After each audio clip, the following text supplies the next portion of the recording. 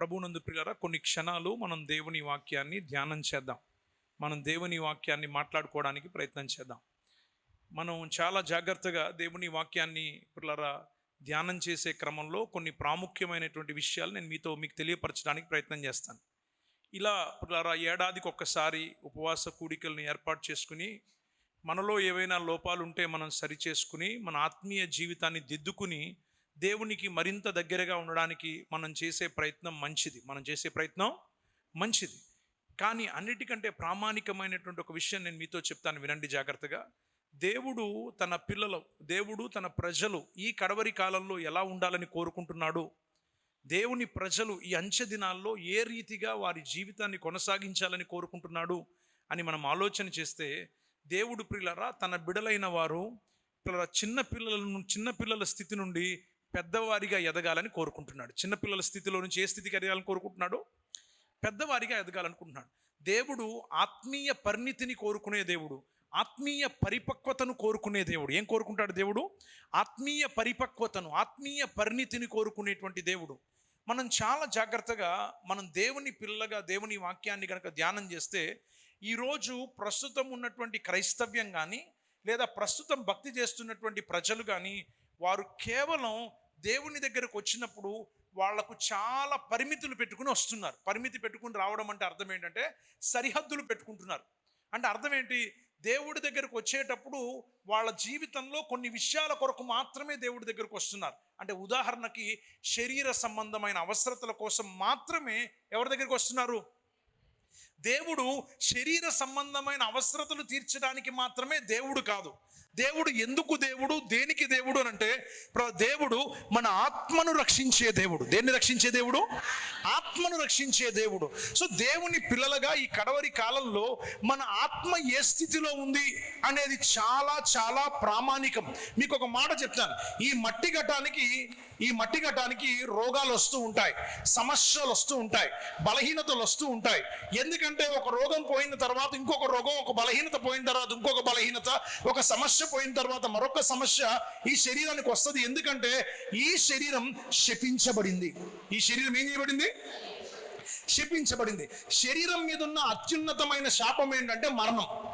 శరీరం మీద ఉన్న అత్యున్నతమైన శాపం ఏంటి?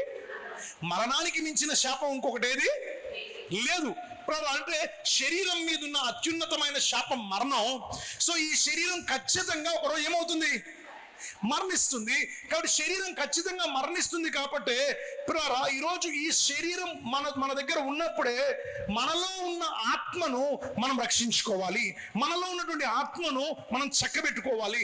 మనలో ఉన్నటువంటి ఆత్మను ఈ శరీరంలో నుంచి బలముగా బయటికి రావడానికి, దేంట్లోంచి బయటికి రావడానికి? ఈ శరీరంలోంచి. ఎందుకు మందిరానికి వచ్చావమ్మా అని అడిగితే ఏం చెప్పాలో తెలుసా? గేదెకి బాలేదు, ఆవుకు బాలేదని మందిరానికి వచ్చాను, లేకపోతే కుక్కకు బాలేదని మందిరానికి వచ్చాను అని కాదు. మందిరానికి ఎందుకు వచ్చాను అంటే నా ఆత్మను రక్షించుకోవడానికి వచ్చాను. ఏం రక్షించుకోవడానికి వచ్చాను? ఆత్మను రక్షించుకోవడానికి వచ్చాను. సో ఇప్పుడు నేను ఆత్మను రక్షించుకోవాలి అని అంటే నా జీవితంలో ఏ ఆత్మనైతే, మనిషి శరీరము ఆత్మ ప్రాణం, శరీరము ఆత్మ ప్రాణం. కానీ ఇప్పుడు విషయం ఏంటంటే శరీరం మీద ఏముందని చెప్పాను? శాపం ఉంది. సో శరీరం మీద శాపం ఉంది కాబట్టి రక్త మాంసం ఎక్కడికి చేరలేవు. రక్త మాంసం ఎవరి దగ్గరికి వెళ్ళలేవు. Flesh and blood will not inherit God's kingdom. పిల్లల రక్త మాంసములు దేవుని రాజ్యాన్ని ఏం చేయలేవు, స్వతంత్రించుకోలేవు. సో ఈ శరీరం దేవుని దగ్గరికి వెళ్ళలేదు. కానీ ఈ శరీరం ఉన్నప్పుడే లోపల ఉన్నటువంటి ఆత్మ ఎలా ఉండాలి అంటే రక్షించబడాలి. ఉన్న ఆత్మ ఏం చేయబడాలి? రక్షించబడాలి. మీరు చాలా జాగ్రత్తగా ఆలోచన చేస్తే ఆత్మ దిగంబరిగా ఉండలేదు. ఆత్మ ఎలా ఉండలేదు? వినండి. ఆత్మ ఎలా ఉండలేదు? దిగంబరిగా ఉండలేదు. మీరు చాలా సందర్భాల్లో ఆత్మ గాల్లో తిరుగుతుందంటారు. నిజానికి చెప్పాలంటే ఆత్మలు గాల్లో తిరగలేవు. ఆత్మ పని చేయాలంటే దానికి ఏం కావాలి? చెప్పాలి. ఆత్మ పని చేయాలంటే దానికి ఏం కావాలి? శరీరం కావాలి. శరీరము లేని ఆత్మ నిష్ప్రయోజనం. శరీరం లేని ఆత్మ ఏంటి? నిష్ప్రయోజనం. అందుకనే సాధారణంగా ఆత్మ దేన్ని ఎన్నుకుంటుంది? సాధారణంగా మీరు దురాత్మలను పట్టిన వాళ్ళని చూస్తాం. దురాత్మ ఎందుకు పడుతుంది అని అంటే దురాత్మకి ఏం కావాలి? ఒక శరీరం కావాలి. ఇలా ఖాళీగా ఉన్న భవనంలో దురాత్మలు ఉండవు. ఖాళీగా ఉన్న భవనంలో ఏముండవు? దురాత్మలు ఉండవు. ఆత్మకు ఏం కావాలంటే ఒక శరీరం కావాలి. ఆ శరీరంలో జీవం ఉండాలి. శరీరంలో ఏముండాలి? జీవం ఉండాలి. అందుకని యేసుక్రీస్తు ప్రభువారు దెయ్యాలను వెళ్ళగొట్టినప్పుడు ఇప్పుడు దెయ్యాలు దేంట్లోకి వెళ్ళగొట్టాడు? పందుల్లో ఏముంది? జీవం ఉంది. పందులకు ఒక శరీరం ఉంది, అందుకని ఆ పందుల్లో వెళ్ళగొట్టాడు. సో మీరు చాలా జాగ్రత్తగా ఆలోచన చేస్తే అప్పుడు ఆ పందులన్నీ ఎందులోకి వెళ్ళిపోయినాయి? సముద్రంలోకి వెళ్ళిపోయినాయి. సో ఇప్పుడు మీరు చాలా జాగ్రత్తగా ఆలోచన చేస్తే ఆత్మ శరీరం లేకుండా ఉండలేదు కనుక ఆత్మకి ఏం కావాలంటే ఒక శరీరం కావాలి. ఆత్మకి ఏం కావాలి? ఒక శరీరం కావాలి. సో ఇప్పుడు మన ఆత్మ దేంట్లో ఉందంటే మానవ దేవుడు మనకిచ్చిన శరీరంలో ఉంది. ఇప్పుడు ఈ శరీరం మీద శాపం ఉంది. శరీరం మీద ఏముంది? శాపం ఉంది. సో ఇప్పుడు శరీరం మీద శాపం ఉంది కాబట్టి మందిరానికి ఎందుకు వస్తున్నామంటే శరీరం మీద శాపం ఎలాగా పోదు. కానీ విషయం ఏంటంటే శరీరంతో పాటు మనలో ఉన్న ఆత్మ నాశనం అయిపోకుండా ఉండాలంటే మన ఆత్మ మీద ఉన్న శాపం కూడా పోవాలి. ఆత్మ మీద ఉన్న శాపం కూడా పోవాలి. సో ఆత్మ మీద ఉన్న శాపాన్ని పోగొట్టుకోవడం కోసమే ఎక్కడికి వచ్చాం? ఎందుకంటే నశించిన దానిని వెనక్కి రక్షించుటకు మనుష్య కుమారుడు లోకములోనికి వచ్చాను. సో ఏం నశించిపోతుంది? ఆత్మ నశించిపోతుంది. సో ఇప్పుడు ఆత్మ నశించిపోతుంది కాబట్టి ఈ ఆత్మను రక్షించుకోవడానికి మనం ఎవరిని నమ్ముకున్నాం?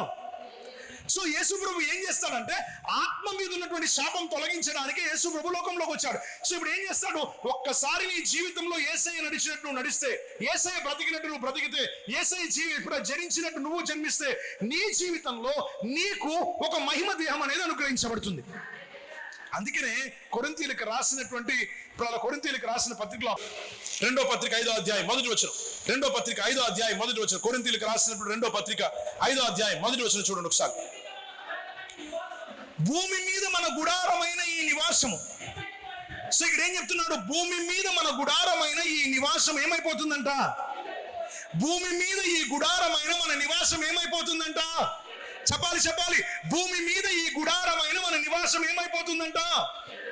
సో ఇప్పుడు మనం దేంట్లో బతుకుతున్నామంటే శిథిలమైపోయే దాంట్లో బ్రతుకుతున్నాం. మనం రంగులు పూసినా, అందంగా తయారు చేసినా, మేకప్లు వేసుకున్నా, లేదా మంచి బట్టలు వేసుకున్నా దేనికి వేస్తున్నామో తెలుసా? శిథిలమైపోయేదానికి చేస్తున్నాం. సోకంతా దేనికి చేస్తున్నాం? మన సోకంతా దేనికి చేస్తున్నాం? శిథిలమైపోయేదానికి సోకు చేస్తున్నాం. సో ఇప్పుడు మీరు చాలా జాగ్రత్తగా ఆలోచన చేస్తే మనం చేసే వినండి జాగ్రత్తగా, మనం అలంకరించేది, మనం సిద్ధపరిచేది, మనం రకరకాలుగా తయారు చేసేది దేన్ని అంటే శిథిలమైపోయేదాన్ని మనం తయారు చేస్తున్నాం. సో అయితే వాక్యం ఏం చెప్తుందంటే ఇప్పుడు మీలో ఒక ఆత్మ ఉంది. ఈ ఆత్మ రక్షణ పొందాలి. రక్షణ పొందాలంటే శిథిలమైపోయిన దాన్ని తయారు చేయడం కాదు మీరు చేయాల్సింది. శిథిలమైపోతున్నటువంటి ఆత్మ, శిథిలమైపోతున్న శరీరంలో ఒక ఆత్మ ఉంది. ఆ ఆత్మ ఎప్పటికప్పుడు మూలుగుతూ ఉండాలట. ఆత్మ ఎప్పుడు ఏం చేస్తూ ఉండాలి? మూలుగుతూ ఉండాలి. ఈరోజు ఆత్మలు మూలగట్లేదు. ఏం మూలుగుతున్నాయి? శరీరం మూలుగుతుంది. అన్నం తక్కువైంది, కూర తక్కువైంది, లేకపోతే నాకు అది తక్కువైంది, ఇది తక్కువైంది, ఏం మూలుగుతుంది? సరే, ఎప్పుడు చూడండి దేవుడి దగ్గరకు వచ్చినా, ఇంట్లో ఉన్నా, ఎక్కడున్నా మనలో మూలిగేదేంటి? శరీరమే. అసూయ, ద్వేషము, కలహము, ఈర్ష, పగ, ప్రతీకారము, ఇవన్నీ ఎందులోవి? శరీరంలోవి. ఇవే మూలుగుతున్నాయి. అంతే తప్ప నేను దేవుడికి దగ్గరగా ఉండాలి, నేను ప్రార్థన బాగా చేయాలి, నేను దేవుడితో సహవాసం చేయాలి, నా ఆత్మను నేను రక్షించుకోవాలి, నేను ఖచ్చితంగా దేవునితో అన్యోన్యత కలిగి ఉండాలి అనే ఆలోచన ఎవరిలో కూడా లేదు. చివరికి మందిరానికి వచ్చామనుకోండి, ఆవిడికి ప్రార్థన ఇచ్చారు, నాకు ప్రార్థన ఇవ్వలేదు, ఆవిడికి మైక్ ఇచ్చారు, నాకు మైక్ ఇవ్వలేదు, వాళ్ళకి పాట ఇచ్చారు, నాకు పాట ఇవ్వలేదు, లేదా పాస్టర్ గారు వాళ్ళు గట్టిగా ప్రార్థన చేశాడు, నాకు గట్టిగా ప్రార్థన చేయలేదు. అంటే అర్థం ఏంటి? మందిరానికి వచ్చినా శరీరం కోసమే మూలుగుతున్నాం, ఇంట్లో ఉన్నా శరీరం కోసమే మూలుగుతున్నాం, వీధిలో తిరిగినా శరీరం కోసమే మూలుగుతున్నాం, మన జీవితాంతం ఈ శరీరం కోసమే మూలుగుతున్నాం. కానీ శరీరం కోసం మూలుగుతున్న మనము, ఈ శరీరంతో మూలుగుతున్నటువంటి మనము ఒక సత్యాన్ని అర్థం చేసుకోవాలి. ఈ శరీరం మీద శాపం ఉంది. ఈ శరీరం మీద ఏముంది? శాపం ఉంది. Your body is cursed. శాపం ఉంది కాబట్టి ఖచ్చితంగా మట్టి పాలైపోతుంది. ఖచ్చితంగా ఏమైపోతుంది? మట్టి పాలైపోతుంది. క్రైస్తవ విశ్వాసం మనకేం నేర్పిస్తుంది అని అంటే శిథిలమైపోయే దాని కొరకు కాదురా చింత, శిథిలమైపోయే దాని కొరకు కాదురా చింత, నీలో దేవుడు అనుగ్రహించిన ఆత్మ కొరకు చింతపడు, నీలో దేవుడు అనుగ్రహించిన ఆత్మ కొరకు నువ్వు తాపత్రయం కలిగి ఉండు. యేసు ప్రభు అన్నారు, ఒక మనుషుడు లోకాన్నంతా సంపాదించుకుని తనలో ఉన్నటువంటి ఆత్మను పోగొట్టుకుంటే ఏ ప్రయోజనం లేదు. మనుషుడు లోకాన్నంతా సంపాదించుకుని తనలో ఉన్న ఆత్మను పోగొట్టుకుంటే ప్రయోజనం లేదు. ఒకవేళ కనుక నీ శరీరం ప్రియులారా శిథిలమైపోయేది కనుక, ఒకవేళ శిథిలమైపోయే శరీరం, వినండి జాగ్రత్తగా, శిథిలమైపోయే శరీరం శిథిలమైపోతుంటే, వినండి జాగ్రత్తగా, శిథిలమైపోయే ఈ శరీరం శిథిలమైపోతే నువ్వు భయపడాలి. ఎందుకంటే శిథిలమైపోతుంది అని అంటే నీ ఆత్మ సిద్ధపడకపోతే నీలో ఏమవుతుంది? భయం కలగాలి. ఏం కలగాలి? పౌలు అన్నాడు, భయముతో వణుకుతో సొంత రక్షణ. ఏ రక్షణ? దేనికి రక్షణ? శరీరానికి కాదు. దేనికి? ఆత్మకు. సో ఇప్పుడు నువ్వేంటి అంటే ఆత్మ ఏం చేస్తుందనే చింత లేదు. అందుకనే పిల్లల గేది పాలు ఇవ్వడం లేదు, ఆవు పేడేసిన పిడకలు బాగుండడం లేదు, లేకపోతే నా ఒంట్లో బాగలేదు, నా ఆరోగ్యం బాగలేదు. నీకు ఒక విషయం చెప్తాను, జీవితాంతం శరీరానికి రోగాలు వస్తాయి. రోగాలకు స్వస్థత కావాలంటే కావాలి. ఎందుకు? ఈ శరీరం ఉంటేనే లోపల ఉన్న ఆత్మను ఏం చేసుకోగలుగుతాం? కాపాడుకోగలుగుతాం. అందుకనే ఇప్పుడు మన జీవితంలో శరీరం ఉంటేనే ఆత్మను కాపాడుకోగలుగుతాం. కాబట్టి మనం ఏం కోరుకోవాలంటే, ప్రభువా ఈ శరీరం నా దగ్గర, ఈ శరీరానికి నేను ఎక్కువ ముస్తాబులు చేయను, కానీ ఈ శరీరాన్ని జాగ్రత్తగా ఉంచిన అయినా ఈ లోపల కొంచెం అవకాశం ఇవ్వు ప్రభువా. నాలో ఉన్న ఆత్మ ఏదో రకంగా మారు మనసు పొంది భక్తి జీవితాన్ని కొనసాగించి నీకు ఇష్టమైన బిడ్డగా జీవించి ఒక రోజు ఈ శిథిలమైపోతున్న ఈ గుడారంలో నుంచి నేను బయటకు వచ్చి, అయ్యా నువ్వు ఇచ్చే దేహాన్ని ధరించుకుంటే నా ఆత్మకు ఒక నివాసం దొరుకుతుంది. నా ఆత్మకు నివాసం దొరికితే నేను దిగంబరిగా ఉండాల్సిన అవసరం లేదు, నేను మరణించాల్సిన అవసరం లేదు, నిరంతరం జీవించేవాడిగా ఉండగలుగుతాను. ఇది సత్యం. ఇదేంటి సత్యం? సరే, అక్కడ ఏమన్నాడో చూడండి. కొరింథీయులకు రాసిన 2వ పత్రిక 5వ అధ్యాయం 1వ వాక్యం. భూమి మీద మన నివాసమైన ఈ గుడారము, మన గుడారమైన ఈ నివాసము శిథిలమైపోయినను చేతి పని కాక దేవుని చేత కట్టబడినదియు నిత్యమైనదైనా. సో అంటే అర్థం ఏంటి? ఇప్పుడు ఉన్నది ఏంటి? అనిత్యమైనది. చెప్పండి. పెయింట్లు వేసి సిద్ధం చేస్తున్న ఇదేంటి? 100 రకాలైన సెంట్లు పూస్తున్న ఇదేంటి? అనిత్యమైనది. 100 రకాలైన బట్టలు వేసి అలంకరిస్తున్న ఇదేంటి? నేను ఎంత అందంగా ఉన్నానో అని అద్దంలో చూసుకుని మాట్లాడేది ఇదేంటి? అనిత్యమైనది. అనిత్యమైనదే అంత మురిపిస్తుంటే నిత్యమైనది ఇంకెంత మురిపిస్తుందో ఆలోచన చేయండి. అనిత్యమైన దాన్ని చూచే అబ్బో అంటుంటే నిత్యమైనది మన జీవితంలో మనల్ని ఎంత సంతోషంతో నింపుతుందో చూడండి. అయితే విషయం ఏంటో తెలుసా? అద్దంలో చూసుకున్న ప్రతిసారి ఇది అనిత్యమైనది అని అర్థం కావాలి. కోరికలు కోరుకునే ప్రతిసారి ఇది అనిత్యమైనది అని అర్థం కావాలి. శరీర సంబంధమైన ఆలోచనలు కలిగిన ప్రతిసారి నేను అనిత్యమైన కోరికలు కోరుకుంటున్నాను అనే ఆలోచన మనకు కలగాలి. ఎందుకంటే ఈ గుడారము, వినండి జాగ్రత్తగా, అనిత్యమైన గుడారము. ఎందుకంటే నిత్యమైన గుడారం మనకు ఒకటి ఉంది. మనకేముంది? సో ఇప్పుడు దేవుడు తన పిల్లలు కడవరి కాలంలో ఏం కోరుకుంటున్నాడంటే తన పిల్లలు ఎదగాలని కోరుకుంటున్నాడు. తన పిల్లలు ఏమవ్వాలి? పిల్లల చేష్టలు విడిచిపెట్టి వాళ్ళు పెద్దవాళ్ళు అవ్వాలని కోరుకుంటున్నాడు. ఆత్మీయ ఎదుగుదల కూడా ఆత్మీయ బాల్య స్థితిలోనే ప్రారంభమవుతుంది. కానీ బాల్య స్థితిలో ఉండిపోవడం దేవునికి ఇష్టం లేదు. సాధారణంగా శారీరకంగా పిల్లల్ని కన్న తల్లిదండ్రులు ఒకవేళ వారికి పుట్టినటువంటి పిల్లలు మరిగుజ్జుతనం కలిగి ఉన్నారు అనుకోండి. ఏం కలిగి ఉన్నారు? మరిగుజ్జుతనం కలిగి ఉన్నారు. మరిగుజ్జుతనం కలిగి ఉండడం అంటే అర్థం ఏంటి? పొట్టితనం ఒకటే కాదు, ఎదగకుండా ఉండిపోయారు అనుకోండి, తల్లిదండ్రులు ఏం చేస్తారు? ఇది నా పిల్లోడు ఎదగట్లేదు. సాధారణంగా వినండి జాగ్రత్తగా, పిల్లలు లేరు అని బాధపడతాం.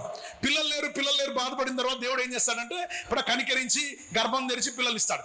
పిల్లలు పుట్టిన దగ్గర నుంచి ఇదేంటి కదలట్లేదు, ఇదేంటి కాలు కదలట్లేదు, ఇదేంటి చెయ్యి కదలట్లేదు, లేకపోతే ఇదేంటి మాట్లాడేంత వరకు కంగారే, నిలబడేంత వరకు కంగారే, మెడ నిలబడేంత వరకు కంగారే, చేతులు ఊపేంత వరకు కంగారే, పాలు తాగకపోతే బాధ, పాలు ఎక్కువ తాగితే బాధ, ఏం చేసినా బాధే. అంటే అర్థం ఏంటి? చిన్న తల్లుకు తెలుస్తుంది ఆ బాధ. ఎవరికి తెలుస్తుంది?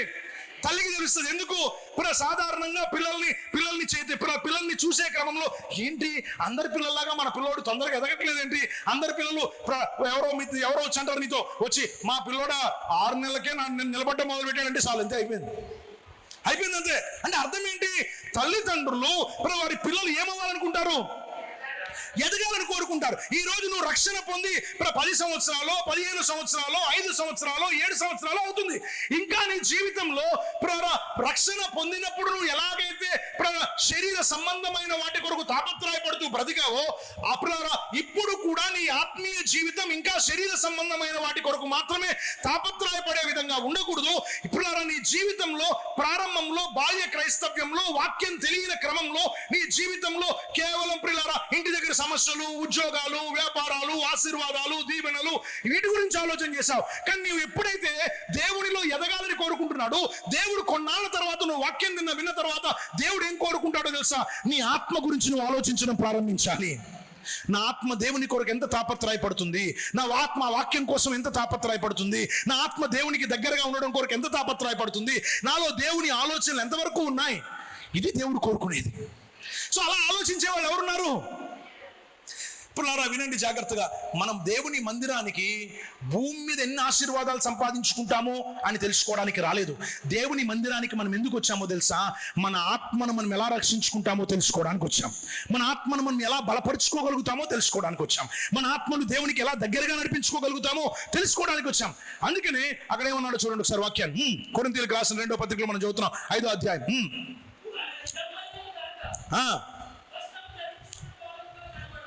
ఏమవుతుంది పిల్లలు? ఒకవేళ కనుక ఈ భూమి మీద మీకు ఇవ్వబడినటువంటి ఈ గుడారము శిథిలమైపోయినను చేతి పని కాక నిత్యమైన నివాసం ఒకటి మనకు ఉన్నది. అయితే ఆ నివాసం మనల్ని ఏం చేస్తుందో తెలుసా?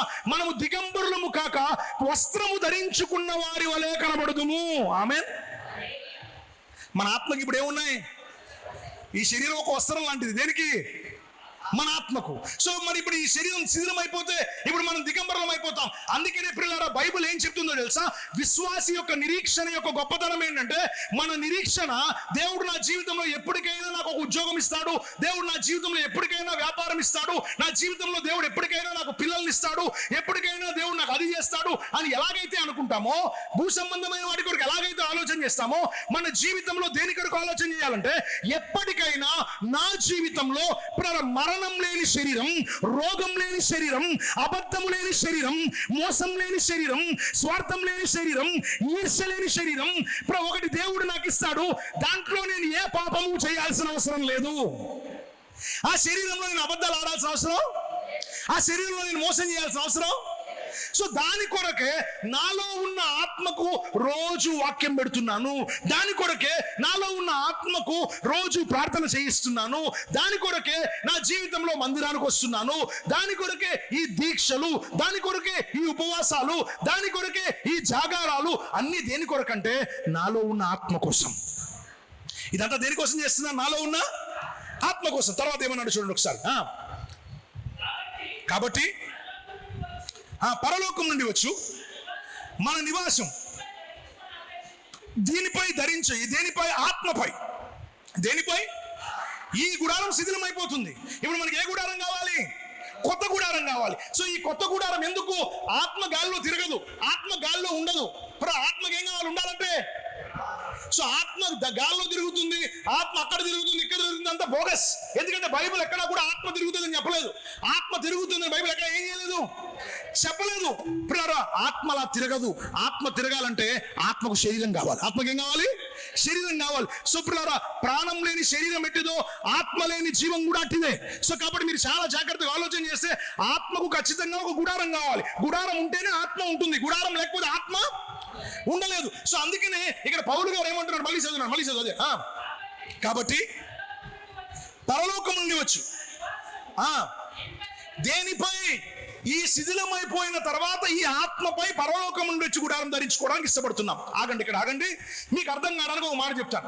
యేసుక్రీస్తు ప్రభువారు తన భూమి మీద నుంచి వెళ్ళిపోయే క్రమంలో ఒక రోజు పిల్లల శిష్యులతో మాట్లాడడం ప్రారంభించాడు. యోహాను సువార్త 14వ అధ్యాయం 1వ వాక్యం నుండి చదువుకుంటే, యోహాను సువార్త 14వ అధ్యాయం 1వ వాక్యం నుండి చదువుకుంటే యేసు ప్రభు ఏం మాట్లాడాడు చూడండి ఒకసారి. మీ హృదయములను కలవరపడిన. ఎవరితో మాట్లాడుతున్నాడు ఈ మాటలు? శిష్యులతో. ఎందుకు? యేసు ప్రభు వెళ్ళిపోతుంటే వాళ్ళందరిలో ఏమొచ్చింది? యేసుప్రభు వెళ్ళిపోతుంటే వాళ్ళందరిలో ఆందోళన వచ్చింది. యేసుప్రభు వెళ్ళిపోతుంటే వాళ్ళందరిలో కలవరం వచ్చింది. సో యేసుప్రభు అంటున్నాడు, మీ హృదయాలను కలవరపడనీయకండి, నేను వెళ్ళిపోతున్నానని బాధపడకండి, నేను ఎక్కడికి వెళ్తున్నానో అక్కడికి మిమ్మల్ని కూడా తీసుకెళ్తాను. సో నేను ఉండే చోట మీరు ఉండాలంటే నేను మీకోసం స్థలం సిద్ధం చేయాలి. నేను మీకోసం స్థలం సిద్ధం చేయాలంటే నా తండ్రి ఇంట అనేక నివాసములు కలవన్నాడు. నివాసాలంటే అక్కడికి వెళ్ళిన తర్వాత వచ్చే నివాసం కాదు. అక్కడ ఏం తయారు చేస్తున్నాడో తెలుసా? నీకు నాకు ఇవ్వడానికి మహిమ దేహాన్ని తయారు చేస్తున్నాడు. నీకు నాకు ఇవ్వడానికి ఏం తయారు చేస్తున్నాడు? సో నేను వెళ్ళిన తర్వాత మీ అందరికీ మహిమ దేహాలు తయారు చేస్తాను. ఎవరికి తయారు చేస్తాను? ఎవరైతే తమ ఆత్మను గుర్తెరుగుతారో, ఎవరైతే తన ఆత్మను రక్షించుకోవాలనుకుంటారో, ఎవరైతే మందిరానికి వెళ్ళి వాక్యం విని ప్రార్థన చేసేదల్లా కూడా శరీరం కోసం మాత్రమే కాకుండా శరీరం కంటే గొప్పది ఆత్మని ఎప్పుడైతే గుర్తించారో వాళ్ళ జీవితంలో శరీరాన్ని పెంటగా ఎంచుకుంటారు, శరీరాన్ని నష్టంగా ఎంచుకుంటారు. వాళ్ళ జీవితంలో వారు ఎక్కువగా దేన్ని ప్రేమిస్తారంటే తన ఆత్మను ప్రేమిస్తారు. తమ ఆత్మను ప్రేమిస్తారు కనుక అలాంటి వారి కొరకు అంటున్నాడు, నేను మీ కొరకు స్థలం సిద్ధపరచుటకై వెళ్ళుచున్నాను, లేని ఎడల నేను మీతో చెప్పుదును. నా తండ్రి ఇంట అనేక నివాసములు కలవు, నేను మీ కొరకు నివాసం సిద్ధపరిచి తిరిగి నేను వచ్చి మిమ్మల్ని నాతో పాటు ఏం చేస్తాను?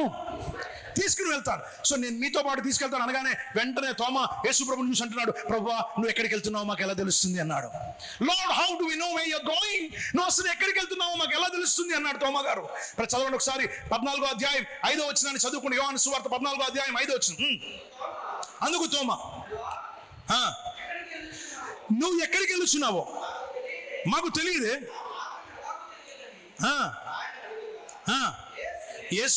యేసేమన్నాడు, నేనే మార్గము. సో ఇప్పుడు మీరు ఏం చేయాలి? ఇప్పుడు మీరు చాలా జాగ్రత్తగా ఆలోచన చేసి ఇక్కడికి వచ్చిన మనం అందరం ఎక్కడికి వెళ్ళడానికి వచ్చాం? చెప్పాలి. ఇక్కడికి వచ్చిన మనం అందరం ఎక్కడికి వెళ్ళడానికి వచ్చాం? ఏం చేయడానికి వచ్చామని చెప్పలేదు. ఎక్కడికి వెళ్ళడానికి వచ్చాం? ప్రార్థన చేసుకుని ఇంటికి వెళ్ళిపోవడం వచ్చామని చెప్తారు మీరు. కానీ నిజానికి చెప్పాలంటే ఇక్కడికి వచ్చిన మనం అందరం ఎందుకు వచ్చాం? పరలోకానికి వెళ్ళడానికి వచ్చాం. భక్తి ఎందుకు? వాక్యం ఎందుకు? ఈ ప్రార్థనలు ఎందుకు? ఈ ఉపవాసాలు ఎందుకు? దేనికోసం ఇవన్నీ? ఇక్కడికి వచ్చిన మనం అందరం ఎక్కడికి వెళ్ళడానికి వచ్చాం?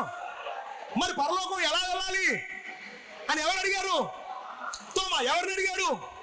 యేసుప్రభుని అడిగాడు. యేసుప్రభు ఏమన్నాడు? నేనే మార్గాన్ని అన్నాడు. అంటే అర్థం ఏంటి? పరలోకానికి వెళ్ళాలంటే గేదె కోసము, ఆవు కోసము, లేకపోతే మన బలహీనతల కోసం మాత్రమే కాదు. అడగొచ్చు, ప్రభు నా ఒంట్లో బాగాలేదు నన్ను స్వస్థపరచు, లేదా నా గేదెకి బాగాలేదు నా పాడి పంటలను దీవించడం తప్పలేదు. కానీ విషయం ఏంటంటే నా జీవితం పాడి పంటల దగ్గర ఆగిపోకూడదు, నా జీవితం నా గేదె దగ్గర ఆగిపోకూడదు, నా జీవితం నా ఉద్యోగం దగ్గర ఆగిపోకూడదు, నా జీవితం నా వ్యాపారం దగ్గర ఆగిపోకూడదు. ఇవన్నీ ఎవరు చేస్తారంటే చిన్నపిల్లలు చేస్తారు. సో చిన్నపిల్లలుగా ఉన్నటువంటి మనము ఆత్మీయంగా పరిపక్వత చెందిన వారిగా మారాలి. వినండి జాగ్రత్తగా. బాలుడు సంరక్షకుల చేతిలో ఉంటాడని బైబిల్ చెప్పింది. బాలుడు ఎక్కడ ఉంటాడట? బాలుడికి ఎవరు కావాలి? చిన్నపిల్లడికి ఎవరు కావాలి? సంరక్షకులు అంటే ఎవరు? కాపాడేవాళ్ళు. సంరక్షకులు అంటే ఎవరు? చిన్నపిల్లలకు కాపాడేవాళ్ళు కావాలి. బాలుడు అనేవాడు సంరక్షకుల చేతిలో ఉంటాడు. ఎదిగిన వాడు వారసుడు అవుతాడు. ఎదిగిన వాడు ఏమవుతాడు? వారసుడు అవుతాడు. సో ఇప్పుడు సంఘ గర్భంలో మీరు పెరుగుతున్నారు.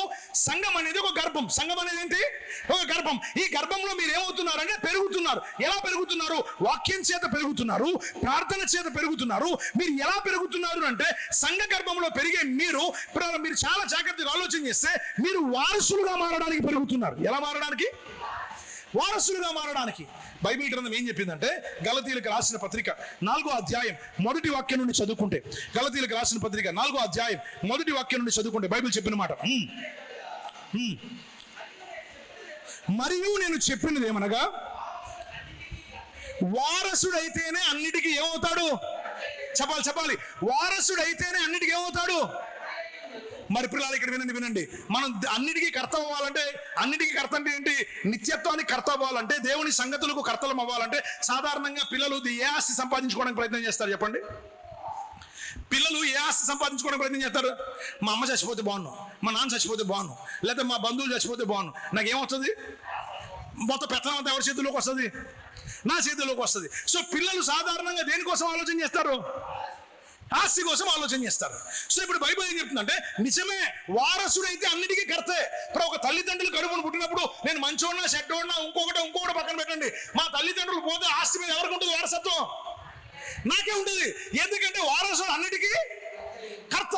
కానీ ఇప్పుడు దేవుడు ఏ వారసత్వం గురించి మాట్లాడుతున్నాడు? ఆ వారసత్వం కాదు. యేసు ప్రభుని నమ్ముకుని ఆయనను సొంతకు రక్షకుడిగా అంగీకరించిన వాళ్ళు ఎవరికి వారసులు? యేసు ప్రభువుకి వారసుడు. భూ సంబంధమైన వారసత్వం నువ్వు ఎంత పనికిమాలినోడు అయినా నీకు వస్తుంది. కానీ ఆత్మ సంబంధమైన వారసత్వం అలా కాదు. ఆత్మ సంబంధమైన వారసత్వం అనేది నువ్వు బాలుడుగా ఉన్నటువంటి నీవు పెద్దవాడిగా మార్చబడాలి. బాలుడుగా ఉన్నటువంటి నీవు పెద్దవాడిగా మార్చబడాలి. మారు మనసు పొంది బాప్తిసం పొంది దేవుడి దగ్గరికి వచ్చినటువంటి నీవు అలాగే ఉండిపోకూడదు.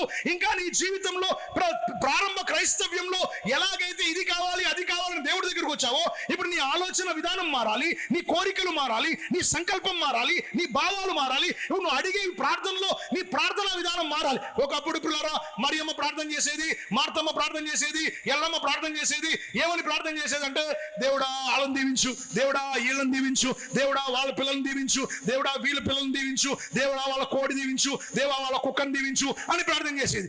ఎదిగింది ఎదిగింది ఎదిగింది ఎదిగింది. ఒక తల్లి ఉండేది. సాధారణంగా నేను ఆరాధనకి ఎప్పుడైనా వెళ్ళేటప్పుడు నన్ను అంత ఆమాడు దూరంలో చూసి అయ్యా దైవజనుడు మా మధ్యలోకి వస్తున్నాడు ఆయన అని ఇలా కళ్ళు తెరిచిన చూసి అయ్యా ఆయన దీవించు దీవించు దీవించు దీవించు అనేది. నేను అనుకున్నాను, నేను ప్రారంభ దినాల్లో నాకు ఏం చేస్తుందో తెలియక నేను అనుకున్నా, అబ్బాయి తల్లి ఎప్పుడు నా గురించి ఇంత ఎలా ప్రార్థన చేస్తున్నారు కదా. కరెక్ట్గా నాకేం అర్థమైందని కొన్నాళ్ళు ఉన్న తర్వాత నన్ను ఆమాడు దూరంలో చూసి ఏం మొదలెట్టేది, నా గురించి ప్రార్థన మొదలుపెట్టేది.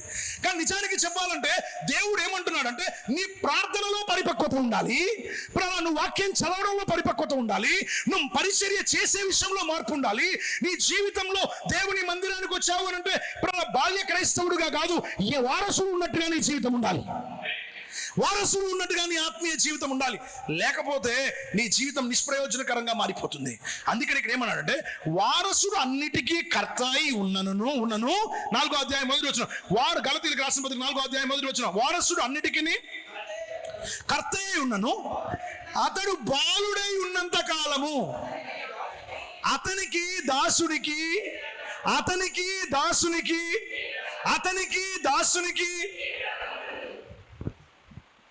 పౌలు అంటాడు హెబ్రీయులకు రాసిన పత్రిక 5వ అధ్యాయం 12వ వచనం. కాలమును బట్టి చూస్తే ఎవరితో మాట్లాడుతున్నాడు? హెబ్రీయులతో మాట్లాడుతున్నాడు. కాలమును బట్టి చూస్తే మీరు ఎలా ఉండాలి అంటే అర్థం ఏంటో తెలుసా? కాలాలు గడిచే కొలది మనలో ఎదుగుదల మారాలి. ఇక్కడ ఏమన్నాడు? కాలమును బట్టి చూస్తే మీరు ఎలా ఉండాలి అంటే అర్థం ఏంటి? మీరే ఇతరులను దేవుళ్ళలోకి నడిపించే వాళ్ళగా ఉండాలి. మీరే ఇతరులను దేవుని సన్నిధికి తీసుకొచ్చే వాళ్ళగా ఉండాలి. కానీ ఈరోజు చిన్న సమస్య వస్తే ఎక్కడ ఉన్నాడండి దేవుడు లేడు, దెయ్యం లేదు. ఎక్కడున్నాడు దేవుడు? దేవుడు ఏమున్నాడు? నిజంగా దేవుడు ఉంటే నా బతికి ఎందుకు ఇలా అయిపోతుంది, దేవుడు ఉంటే నా జీవితం ఎందుకు ఇలా అయిపోతుంది అని మాట్లాడుతున్నారు. అంటే అర్థం ఏంటి అంటే, ఈరోజు చాలా మందికి దేవుని మందిరానికి వస్తున్నారు కానీ దేవుడు ఏం కోరుకుంటున్నాడో వారికి అర్థం కావట్లేదు. వాళ్ళ జీవితంలో 365 రోజులు కూడా దేవుని దగ్గర అంటూ ప్రార్థన చేస్తే కేవలం ప్రభువా నా పిల్లకి పిల్లల్ని ఇవ్వు, నా కొడుకుకు ఉద్యోగం ఇవ్వు, నాకు వ్యాపారం బాగునివ్వు అంటే అర్థం ఏంటో తెలుసా? దేవుడు అవన్నీ ఉచితంగా ఇస్తాడు. అవన్నీ ఎలా ఇస్తాడు? ఉచితంగా ఇస్తాడు. కానీ ఈ జీవితంలో ఎందుకు ఆలస్యం అవుతుందో తెలుసా? ఇన్ని సంవత్సరాలు భక్తి చేస్తున్నావు మరియమ్మ, ఇప్పుడు వచ్చి నీవు నా మనసు ఏంటో నీకు అసలు నన్ను ఏం అడగాలో నీకు తెలియలేదు. ఒకసారి వాక్యం చూడండి. మత్తయి సువార్త 6వ అధ్యాయం 31వ వచనం చదవండి. మత్తయి సువార్త 6వ అధ్యాయం 31వ వచనం బైబిల్ ఏం చెప్తుంది చూడండి. కాబట్టి ఏమి తిందుము, ఏమి త్రాగుదుము, ఏమి ధరించుకుందుము, వినండి, ఏమి తిందుము, ఏమి తాగుదుము, ఏమి ధరించుకుందుము అంటే అర్థం ఏంటి? భూ సంబంధమైన వాటి కోసం చింతించకండి. భూమి మీద ఎలా బతుకుతామనే దాని గురించి ఆలోచన చేయకండి. అది ఎవరు ఆలోచిస్తారు అంటే మందిరానికి వచ్చి ఇంకా ఇవే ఆలోచిస్తుంటే మనకి అన్ని జనులకి ఏ తేడా?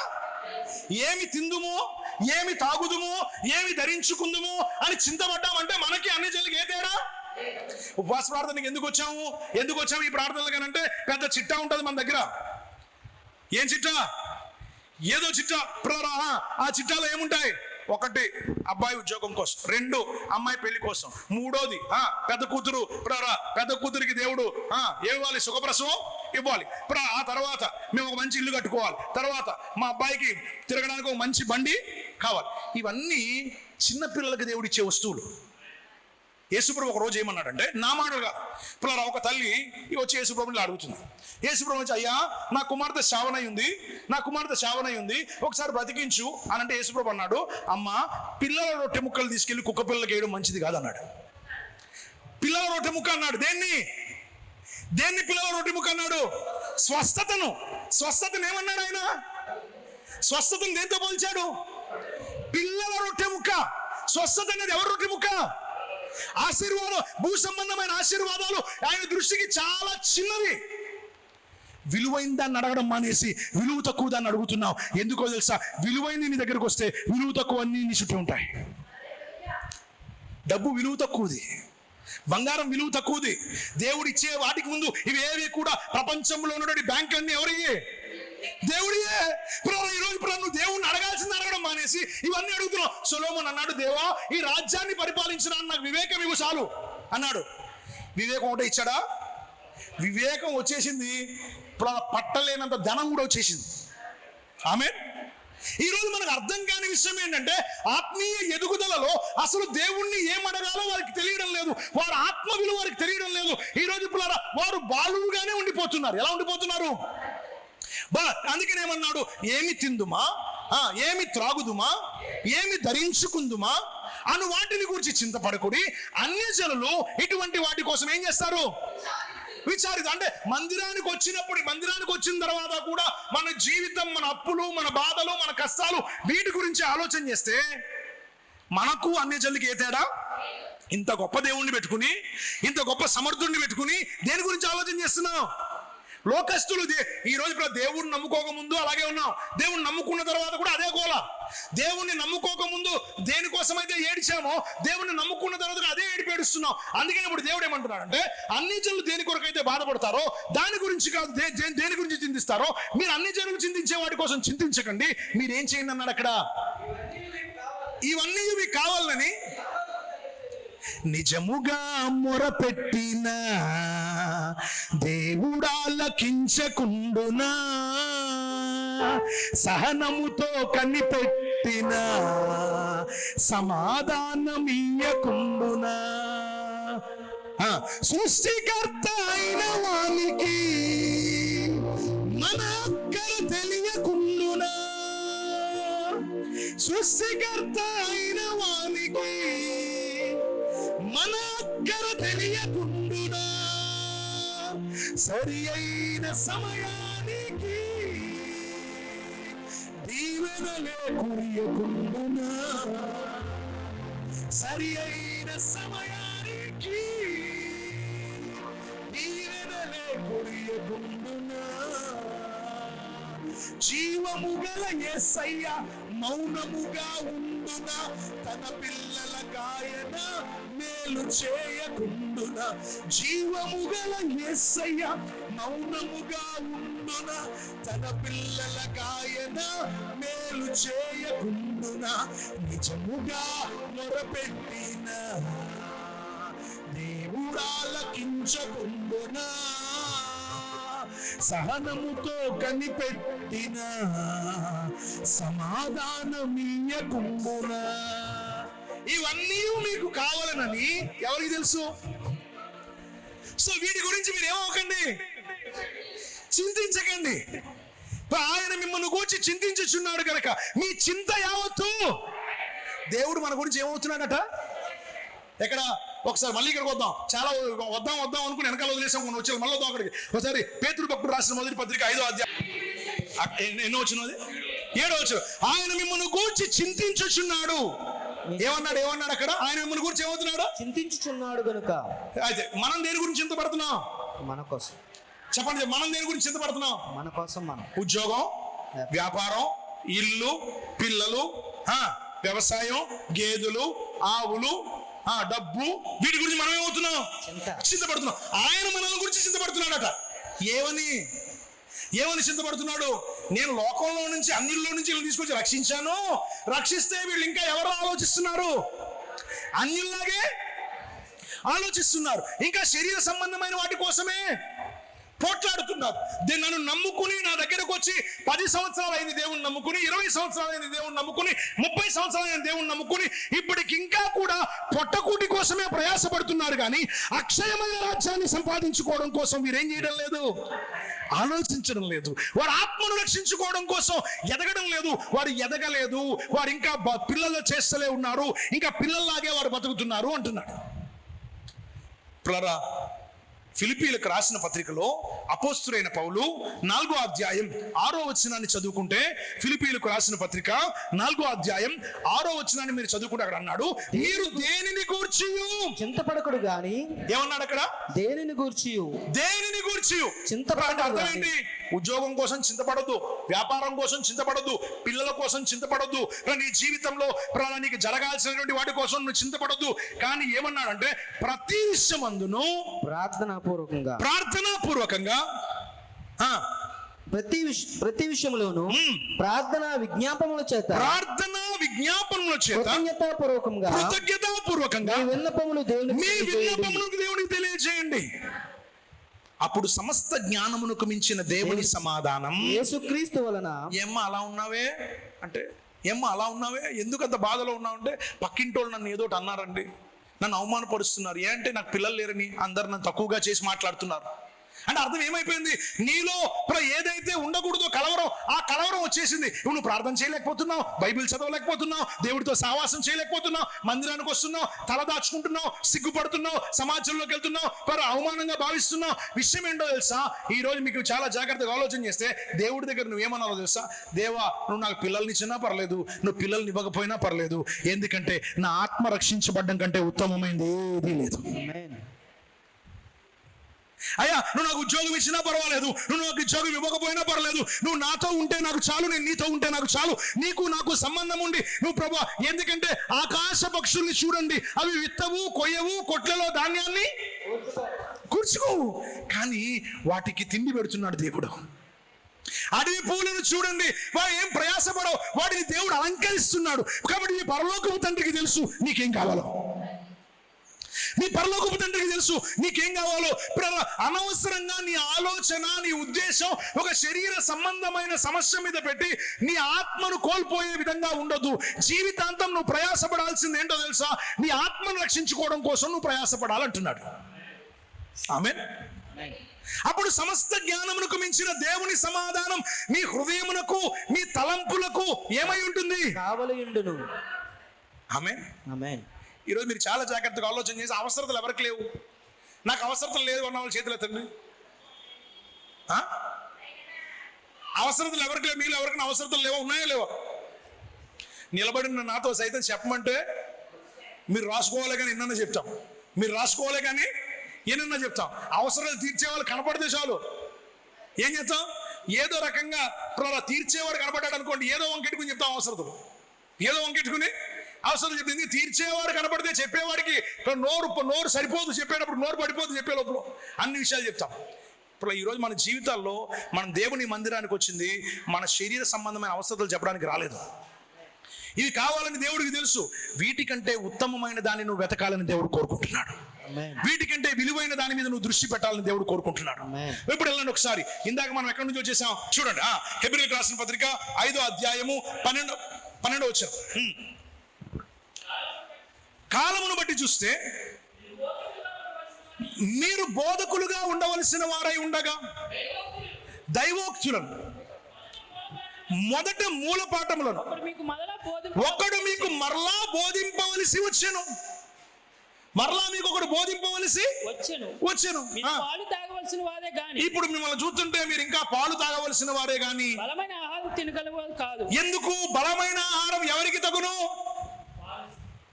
బలమైన ఆహారం ఎవరికి తగును? వయసుకు వచ్చినోడికే తగును. అందుకనే మీకు ఒక విషయం చెప్పనా, బైబిల్లో చాలా విషయాలు ఉన్నాయి. బైబిల్ ఒక గొప్ప మర్మం, ఇందులో చాలా సంగతులు ఉన్నాయి. ఆ సంగతులన్నీ చెప్పేవాళ్ళు లేరు, వినేవాళ్ళు లేరు. ఎందుకు? అందరికీ ఏం సరిపోతుంది? దేవుడు అబ్రహామును ఎందుకు దీవించాడు, దేవుడు పేతురుని ఎందుకు దీవించాడు, దేవుడు యాకోబుని ఎందుకు దీవించాడు, దేవుడు ఏళ్ళని ఎందుకు దీవించాడు, ఆళ్ళని ఎందుకు దీవించాడు అని మాట్లాడుకోవడమే సరిపోతుంది. కానీ అసలు క్షయమైన దానికి అక్షయమైన దానికి మధ్యలో తేడా ఎవరికి తెలియడం లేదు. అందుకనే ఎక్కువ శాతం దేవుని దగ్గరకు వచ్చిన తర్వాత దేవుడు నాకేం చేస్తాడు, దేవుడు నా జీవితంలో నాకేమిస్తాడు, దేవుడి దగ్గరికి వెళ్తే నాకేం కలిసి వస్తుంది, దేవుడి దగ్గరికి రావడం ద్వారా నేను ఏం సంపాదించుకుంటాను అని ఆలోచించే వాళ్ళు ఎక్కువ. మొక్కులు, మొక్కుబడులు, ఇవన్నీ పాత నిబంధన గ్రంథం. మొక్కులు, మొక్కుబడులు, వీటితోనే మన జీవితం సరిపోయింది తప్ప దేవా నువ్వు నాకు ఇది ఇస్తే నీకు ఇది మొక్కుకుంటాను, నువ్వు నాకు అది ఇస్తే మొక్కుకుంటాను. అసలు నేను ఏం మొక్కుకోకపోయినా దేవుడు నాకు ఇస్తాడు. ఎందుకు? దేవుడికి కావాల్సింది దేవుడికి కావాల్సింది భూమి మీద ఏదో సంపాదించుకోవడం కోసం మొక్కుకునే మొక్కు కాదు. దేవుడి దగ్గర నువ్వు ఏదైనా మొక్కుకుంటే, ప్రభువా నువ్వు నన్ను తాకాలని నేను 7 వారాలు ఉపవాసం ఉండి ప్రార్థన చేస్తాను అనే మొక్కు ఎక్కడైనా ఉన్నావా? 7 వారాలు నా పరిశుద్ధాత్మ చేత నింపబడాలని నేను ప్రార్థన చేస్తాననే వాళ్ళు ఎవరున్నారు? ఎవరు లేరు. పరిశుద్ధాత్మ కోసం ప్రార్థన చేసేవాళ్ళు లేరు. ప్రభువా నాకు బైబిల్ అర్థం కావాలి కాబట్టి నేను ఒకటి మొక్కుకుంటున్నాను, ఈ రోజు నుంచి వైరాగ్యం వచ్చిన వాడి వల్లే వాక్యం చదువుతాను అని మొక్కునే వాళ్ళు ఎవరున్నారు? లేరు. ఎందుకంటే ఈరోజు మన జీవితాల్లో మన ఆలోచనలన్నీ కూడా శరీరానికే పరిమితి అయిపోయినాయి తప్ప శరీరాన్ని మీరి చూడలేకపోతున్నాయి. ఉచితంగా వచ్చే వాటి మీదేమో ఎక్కువ దృష్టి పెడుతున్నాము, నిజంగా సంపాదించుకోవాల్సిన వాటి మీదేమో తక్కువ దృష్టి పెడుతున్నాం. కొలసీలకు రాసిన పత్రిక 3వ అధ్యాయం 1వ వాక్యం నుండి మనం చదువుకుంటే బైబిల్ గ్రంథం చెప్పిన మాట. కొలసీలకు రాసిన పత్రిక 3వ అధ్యాయం 1వ వాక్యం నుండి మనం చదువుకుంటే బైబిల్ చెప్పిన మాట చూడండి. మీరు క్రీస్తుతో కూడా లేపబడిన వారైతే, మీరు క్రీస్తుతో కూడా లేపబడిన వారైతే పైనున్న వాటినే వెతుకుడి, పైనున్న వాటినే వెతుకుడి. అక్కడ క్రీస్తు దేవుని కుడి పార్శ్వమున కూర్చుని ఉన్నాడు. సో క్రీస్తుతో పాటు లేపబడ్డం అంటే అర్థం ఏంటి? బాప్తిసం పొందడం. క్రీస్తుతో పాటు లేపబడడం అంటే అర్థం ఏంటి? యేసుతో పాటు చనిపోయి యేసుతో పాటు లేచిన వాళ్ళనే క్రీస్తుతో పాటు లేచిన వారు అంటారు. సో క్రీస్తుతో పాటు లేపబడిన వారు అంటే ఎవరు? బాప్తిసము ద్వారా పాపాన్ని పాతిపెట్టి పాత జీవితాన్ని విడిచిపెట్టి ఇంతకు ముందు లోకంలో అన్యజనులు ఎలాగైతే ఆలోచిస్తారో ఆ ఆలోచనలన్నీ విడిచిపెట్టి వాటిని సమాధి చేసి ఇప్పుడు క్రీస్తు సిలువ వేయబడినట్టుగా నువ్వు సిలువ వేయబడి నువ్వు పునరుత్థాన శక్తితో తిరిగి లేచి నూతనమైన జీవితాన్ని కలిగి ఉండడమే క్రీస్తుతో పాటు లేపబడ్డం. అలా క్రీస్తుతో పాటు లేపబడిన వారు దేని మీద మనసు పెట్టాలట? పైనున్న వాటి మీద దృష్టి, పైనున్న వాటిని మీద మనసు పెట్టండి. ఎందుకంటే క్రీస్తు ఇక్కడ లేడు. ఎక్కడున్నాడు? తండ్రి కుడి పార్శ్వమున ఆసీనుడై ఉన్నాడు. సో క్రీస్తుతో పాటు లేపబడిన వారు పర సంబంధమైన వాటి మీద దృష్టి పెట్టాలి. మీకు ఒక విషయం చెప్తాను చూడండి. దేవుడు నాకు ఉద్యోగం ఇవ్వాలంటే క్షణం చాలదు. దేవుడు నాకు వ్యాపారం ఇవ్వాలంటే క్షణం చాలదు. దేవుడు నాకు పిల్లల్ని ఇవ్వాలంటే క్షణం చాలదు. అంటే అర్థం ఏంటి? క్షణం కంటే ముందే చేయగలుగుతాడు. ఊహలకు అందని వాడు దేవుడు. ఊహలకు అందని వాడు దేవుడు. సో నీ జీవితం అంతా 24 గంటలు వీటి చుట్టూ తిరిగినంతసేపు నువ్వు దేవుడికి దగ్గర అవ్వలేవు. వీటి గురించి ఆలోచించినంతసేపు నువ్వు దేవునికి సమీపస్తుడిగా మార్చబడలేవు. ఇప్పుడు బైబిల్ ఏం చెప్పిందంటే, కొంచెం లోతుగా వెళ్తాను మీకు అర్థం కావడానికి. నా మాటలు ఎంతమందికి అర్థమవుతున్నాయి? అర్థమవుతున్నాయి. నేను అడిగిన వెంటనే ఏం చేయాలా? ఒక చెయ్యలేదు. ఎంతమందికి అర్థమవుతున్నాయి? రైట్, అర్థమవుతున్నాయి కదా. కొంచెం లోతుకి వెళ్తాను చూడండి ఒకసారి. ఫిలిప్పీలకు రాసిన పత్రిక 4వ అధ్యాయం 19వ వాక్యాన్ని చదవండి. ఫిలిప్పీలకు రాసిన పత్రిక 4వ అధ్యాయం 19వ వాక్యం. కాగా దేవుడు తన ఐశ్వర్యము చెప్పున క్రీస్తు యేసునందు మహిమలో మీ ప్రతి అవసరమును తీర్చును. ఇక్కడ ఆగండి. ఇక్కడ చాలా జాగ్రత్తగా ఈ వచనాన్ని చదవాలి. ఈ వచనం సాధారణంగా ఎవరికి వాళ్ళు ఆపాదించేసుకుంటారు. దేవుడు మన ప్రతి అవసరాలు తీరుస్తాడట అని చదువుకోవడానికి ఎప్పుడైనా ఎవరికైనా ఏదైనా కష్టం వచ్చిందనుకో, ఇదిగో బైబిల్ ఇలా చెప్తుందమ్మా క్రీస్తు యేసునందు మహిమలో దేవుడు మన ప్రతి అవసరాన్ని తీరుస్తాడట అని. కానీ నిజం చెప్పాలంటే బైబిల్ ఏం చెప్పిందో మళ్ళీ చదవండి ఒకసారి జాగ్రత్తగా. కాగా దేవుడు తన ఐశ్వర్యము చెప్పున దేవుని ఐశ్వర్యం శరీర సంబంధమైన ఐశ్వర్యం కాదు. చెప్పండి. దేవుని ఐశ్వర్యం ఏం ఐశ్వర్యం కాదు? శరీర సంబంధమైన ఐశ్వర్యం కాదు. శరీర సంబంధమైన ఐశ్వర్యం దొంగలు పట్టుకెళ్ళిపోతారు, తుప్పు పడుతుంది. శరీర సంబంధమైన ఐశ్వర్యం అంతా దేంట్లో కలిసిపోతుంది? మట్లో కలిసిపోతుంది. సో కాగా దేవుడు తన ఐశ్వర్యం చెప్పున అన్నాడు. సో దేవుని ఐశ్వర్యం, వినండి జాగ్రత్తగా, మనలో ఉన్న ఆత్మ దేవుడు మనకిచ్చిన ఐశ్వర్యం. ఆమేన్. మన ఐశ్వర్యం ఏదో తెలుసా? ఈ మట్టి ఘటంలో ఉన్న మన ఆత్మ దేవుడు మనకి ఇచ్చిన ఐశ్వర్యం. సో దేవుడు పిల్లారా, మీరు చాలా జాగ్రత్తగా ఆలోచన చేస్తే దేవుని ఐశ్వర్యం పర సంబంధమైనది. దేవుని ఐశ్వర్యం ఏం సంబంధమైంది? పిల్లలు వినండి. సృష్టిలో దేవుడు 1వ రోజు వెలుగు కలుమని పలకగా వెలుగు కలిగింది. దేవుడు పిల్లారా, మీరు చాలా జాగ్రత్తగా ఆలోచన చేస్తే 5వ రోజు జీవరాశులన్నింటినీ చేసి పూర్తి చేశాడు. 6వ రోజు దేవుడు సృష్టిలో ఎవరిని చేశాడు? 6వ రోజు ఎవరిని చేశాడు? మనిషిని చేశాడు. వినండి, ఈ సృష్టిలో చేసిన 5 రోజుల్లో కూడా ఈ సృష్టిలో దేవుడు ఏమన్నాడు అంటే కలుగుగాక అంటే అవన్నీ ఏమైనాయి? కలిగినాయి. కానీ మనిషిని చేసినప్పుడు అలా చేయలేదు. మనిషిని ఎలా చేశాడో తెలుసా? తన స్వరూపమందు తన పోలిక చెప్పున. సో ఈ మట్టి ఘటములలో దేవుడు తన ఐశ్వర్యాన్ని దాచి ఉంచాడు. ఈ మట్టి ఘటములలో దేవుడు దేన్ని దాచి ఉంచాడు? తన మహదైశ్వర్యాన్ని మట్టి ఘటంలో పెట్టాడు దేవుడు. దేవునికి స్తోత్రం కలుగును గాక. సో ఇక్కడ మీరు చాలా జాగ్రత్తగా ఆలోచన చేస్తే ఆత్మ కొరకు దేవుడు ఇప్పుడు ఒక ఐశ్వర్యాన్ని సిద్ధం చేశాడు. ఆత్మ కొరకు దేవుడు దేన్ని తయారు చేశాడు? ఒక ఐశ్వర్యాన్ని తయారు చేశాడు. సో మట్టి ఘటములలో దేవుడు ఒక ఐశ్వర్యాన్ని పెట్టాడు. ఇప్పుడు బైబిల్ చెప్తుంది దేవుడు తన ఐశ్వర్యము చెప్పున క్రీస్తు యేసునందు మహిమలో మీ ప్రతి అవసరమును క్రీస్తు యేసునందు మహిమలో మీ ప్రతి అవసరమును సో నీ అవసరాలు తీర్చబడాలంటే నీ అవసరాలు దేని నుంచి రావాలి? ఎవరి నుంచి రావాలి? దేవుడి నుంచి రావాలి.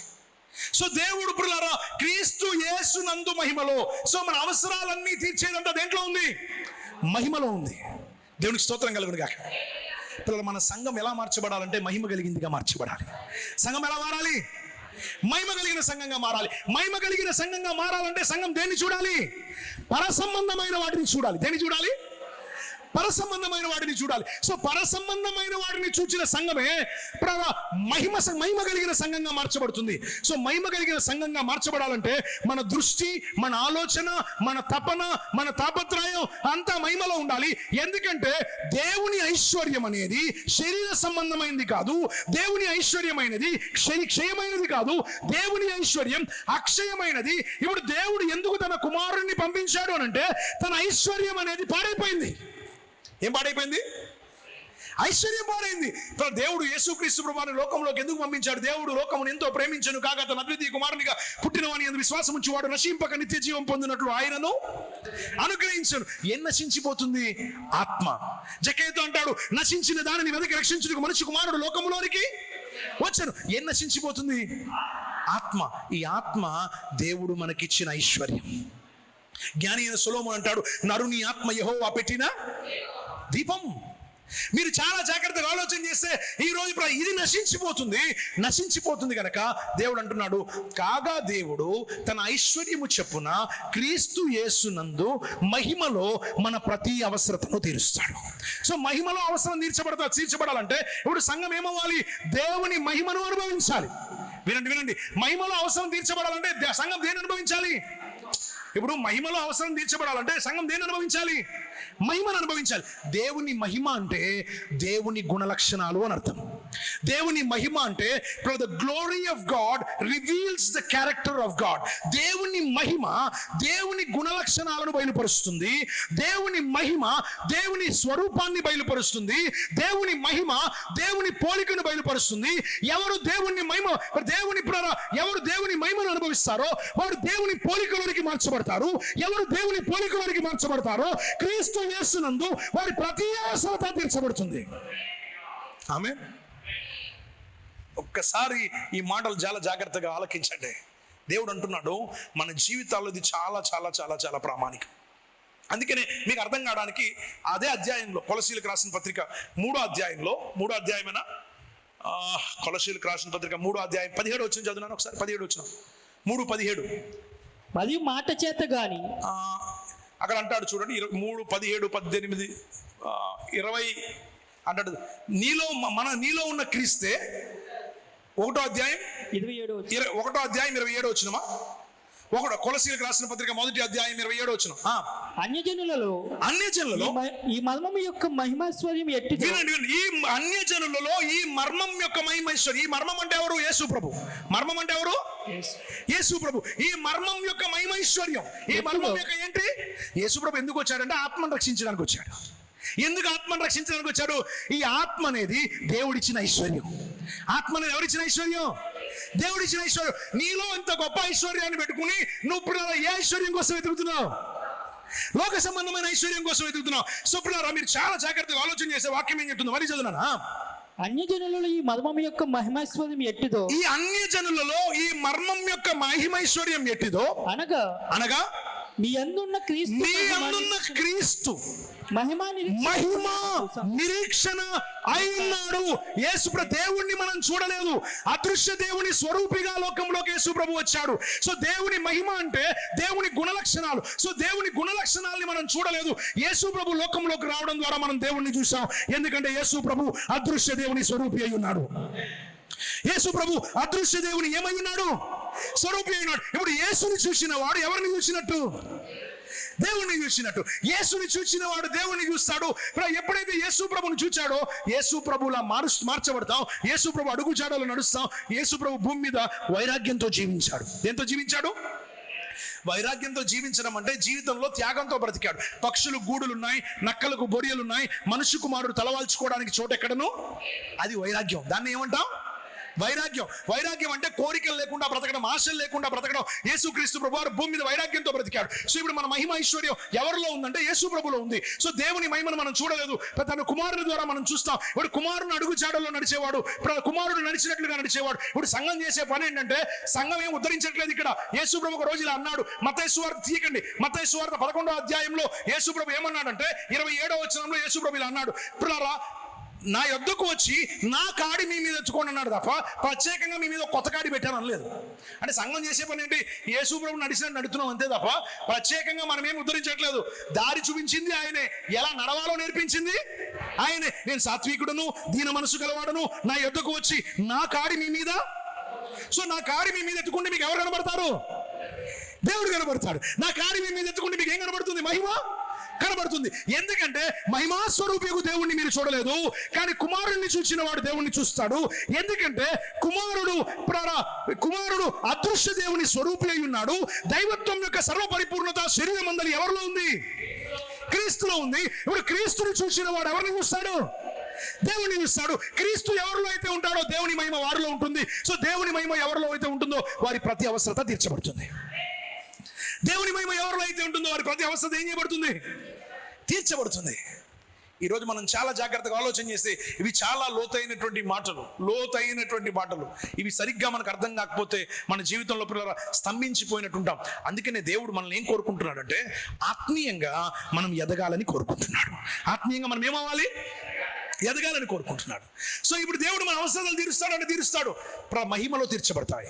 క్రీస్తు యేసునందు మహిమలో మన అవసరతలు తీర్చబడతాయి. సో ఆ మహిమ క్రీస్తులో ఉంది. ఇప్పుడు నీలో ఉన్న క్రీస్తే మహిమ నిరీక్షణ అయి ఉన్నాడు. సో మహిమ నీలోకి రావడం అంటే క్రీస్తు నీలోకి రావడం. క్రీస్తు నీలోకి రావడం అంటే క్రీస్తు అడుగు జాడల్లో నువ్వు నడవడం. క్రీస్తు అడుగు జాడల్లో నువ్వు నడవడం. యేసయ్యలో ఉన్న వైరాగ్యం నీలో ఉండాలి. యేసయ్యలో ఉన్న త్యాగం నీలో ఉండాలి. యేసయ్యలో ఉన్న సమర్పణ నీలో ఉండాలి. ఫిలిప్పీయులకు రాసిన పత్రిక 2వ అధ్యాయం, క్రీస్తు ఫిలిప్పీయులకు రాసిన పత్రిక 2వ అధ్యాయం 4వ వచనం నుండి చదవండి. ఫిలిప్పీయులకు రాసిన పత్రిక 2వ అధ్యాయం 4వ వచనాన్ని చదువుకుంటే అక్కడ ఉన్నటువంటి మాటలు చూడండి. మీలో ప్రతి వాడును తన సొంత కార్యములను మాత్రమే కాక ఇతర కార్యములను కూడా చూడవలెను. క్రీస్తు యేసునకు కలిగిన ఈ మనస్సు మీరును కలిగి ఉండుడి. క్రీస్తు యేసునకు కలిగిన ఈ మనస్సు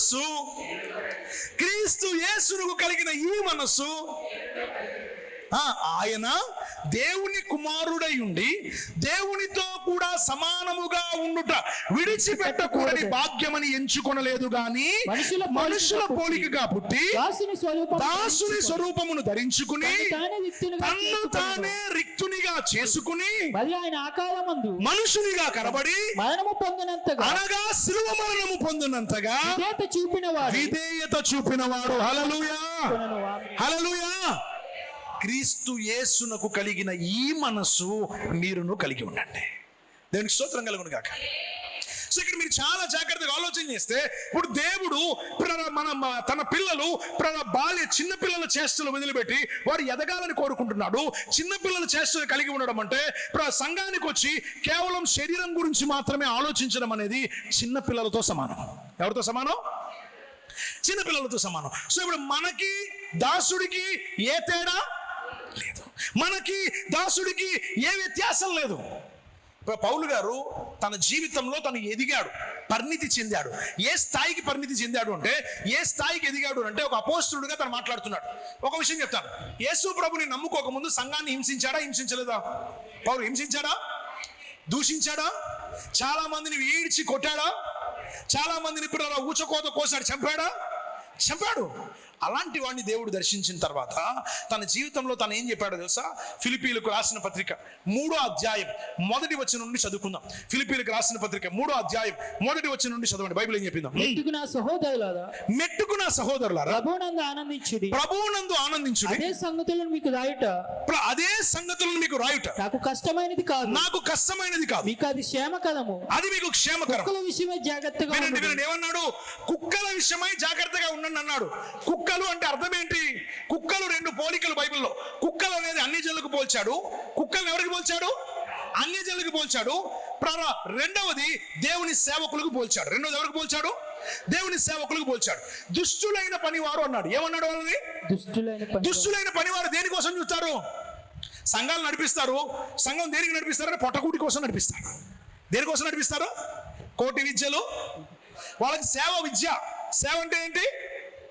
సేవ అనేది ఏంటంటే పొట్టకూటి కోసం, ఒక ఉద్యోగం, ఒక వ్యాపారం సేవ అంటే. అందుకనే దుష్టులైన పనివారి విషయమై జాగ్రత్తగా ఉండండి. ఎందుకంటే వాళ్ళు 24 గంటలు శరీరానికే బోధ చేస్తారు. 24 గంటలు దేనికి బోధ చేస్తారు? సహోదరి బాధపడకు, ఈ రాత్రి దేవుడు నీ స్వరం వినబోతున్నాడు అనగానే ఈవిడి పాపం తల్లడిల్లిపోతుంది అంతే. సహోదరి బాధపడకు, ఈ దేవుడిని మొర్ర ఆలకిస్తున్నాడు, వెంటనే దేవుడు నీ జీవితంలో అద్భుతం చేయబోతున్నాడు అనగానే ఈమె తల్లడిల్లిపోతుంది. ఎంత గొప్ప దైవజనుడండి! ఎందుకు? అసలు నీకు అర్థం కాని విషయం ఏంటంటే, సేవకుడు చేయాల్సిన సేవ శరీరానికి కాదు. దేనికి చేయాలి? ఆత్మకు చేయాలి. ఆత్మకు సేవ జరిగితే శరీరానికి స్వస్థత వస్తుంది. ఆత్మకు సేవ జరిగితే శరీరానికి విడుదల వస్తుంది. ఆత్మకు సేవ జరిగితే ఆత్మ దేవుణ్ణి ఆరాధిస్తుంది, దేవుని ఐశ్వర్యాన్ని సంపాదించుకుంటుంది. సేవ దేనికి జరగాలి? చూడండి పౌలు గారు ఏమంటున్నాడు చూడండి ఒకసారి. మళ్ళీ చదువున్నాను. కుక్కల విషయమై జాగ్రత్త పడుడి. దుష్టులైన పనివారి విషయమై జాగ్రత్త పడుడి. ఈ చేదనను ఆచరించు. ఏ చేదన? చేదన అంటే పని. ఈ చేదనను ఆచరించు వారి విషయమై జాగ్రత్త పడు. ఏంటా చేదన? ఎందుకనగా శరీరమును ఆస్పదము చేసుకొనక దేవుని యొక్క ఆత్మ వలన. సో దుష్టులైన పనివారు ఏం చేస్తున్నారు? శరీరాన్ని ఆస్పదం చేసుకుంటున్నారు. శరీరాన్ని ఆస్పదం చేసుకోవడం అంటే సంఘంలో ఉన్న విశ్వాసులకి ఎప్పుడు చూసినా ఆశీర్వాదాలు, స్వస్థతలు, దీవెనలు, దేవుడికి అది ఇస్తాడు, దేవునికి ఇది ఇస్తాడు, అవన్నీ ఉచితంగా ఇస్తాడు. అవి పిల్లల రొట్టె ముక్క. అవన్నీ ఏంటి అంటే 24 గంటలు దేని బోధిస్తున్నారు జనాలకి? జనాలకి ఏం కావాలి? కుక్కకి సాధారణంగా బిస్కెట్లు వేసామనుకోండి, ఒకసారి, రెండోసారి ఏం చేస్తుంది? ఏం చేసుకుంటూ వస్తుంది? తోక ఊపుకుంటూ వస్తుంది. మళ్ళీ మూడోసారి వేసామనుకోండి, మళ్ళీ ఏం చేస్తుంది? సో ఈ రోజు ఏమైపోయామంటే మనకు అన్ని జనులు ఏమన్నా నేను కుక్కల్ని దేవుడు దేనికి పోల్చాడు? అన్ని జనులకి పోల్చాడు. చిన్నపిల్లల రొట్టె ముక్క తీసుకెళ్ళి ఎవరికి వేయకూడదు అన్నాడు? కుక్క పిల్లలకి వేయకూడదు అన్నాడు. సో అంటే అర్థం ఏంటి? సురేఫినీకి దేశానికి సంబంధించిన ఆ తల్లి అన్యురాలు. ఆమె ఎవరు?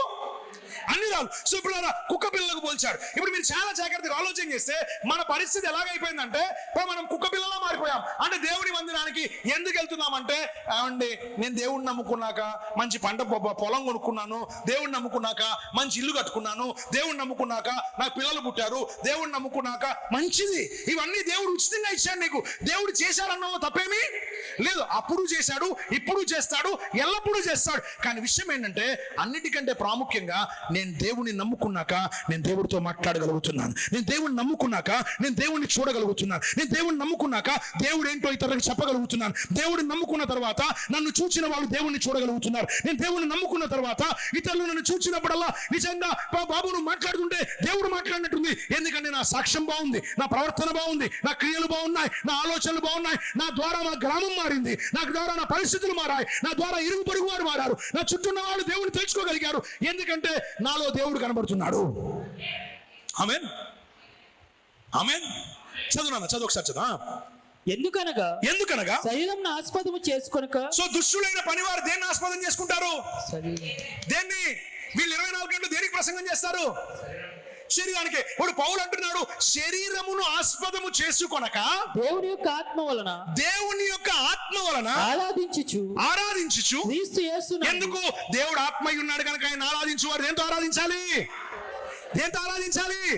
సో వాక్యం చెప్తే ఆత్మతో చెప్పాలి, పాట పాడితే ఆత్మతో పాడాలి, ఇప్పుడు దేవుని స్తుతిస్తే ఆత్మతో స్తుతించాలి. ఎందుకంటే దేవుని మందిరంలో పరిశుద్ధాత్మ మాత్రమే పని చేయాలి, శరీరం పని చేయడానికి వీలు లేదు. ఇది జీవము కలిగిన దేవుని మందిరం.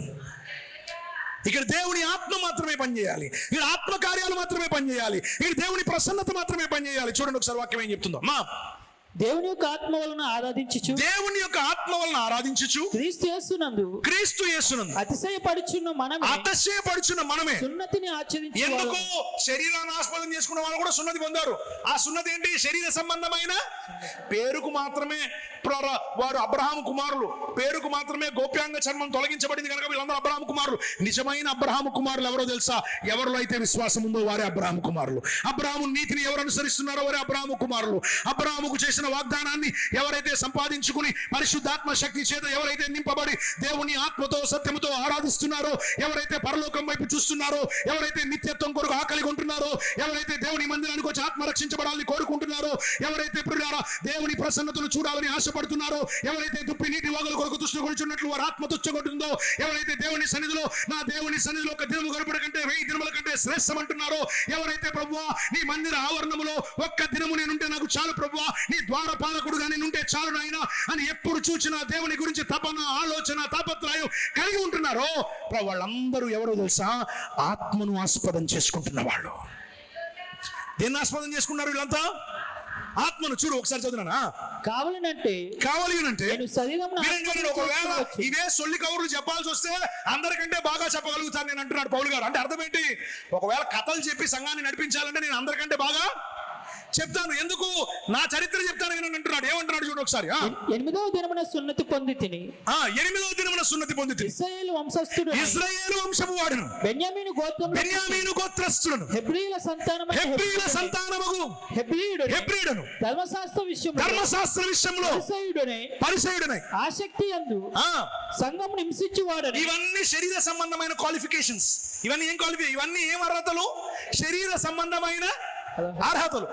8వ దినమున సున్నతి పొందాను, బెన్యామీను గోత్రస్తుని, నేను ఒక పరిసయుడిని, ధర్మశాస్త్ర విషయంలో అనింద్యుడను. ఇవన్నీ ఏంటి? శరీర సంబంధమైన.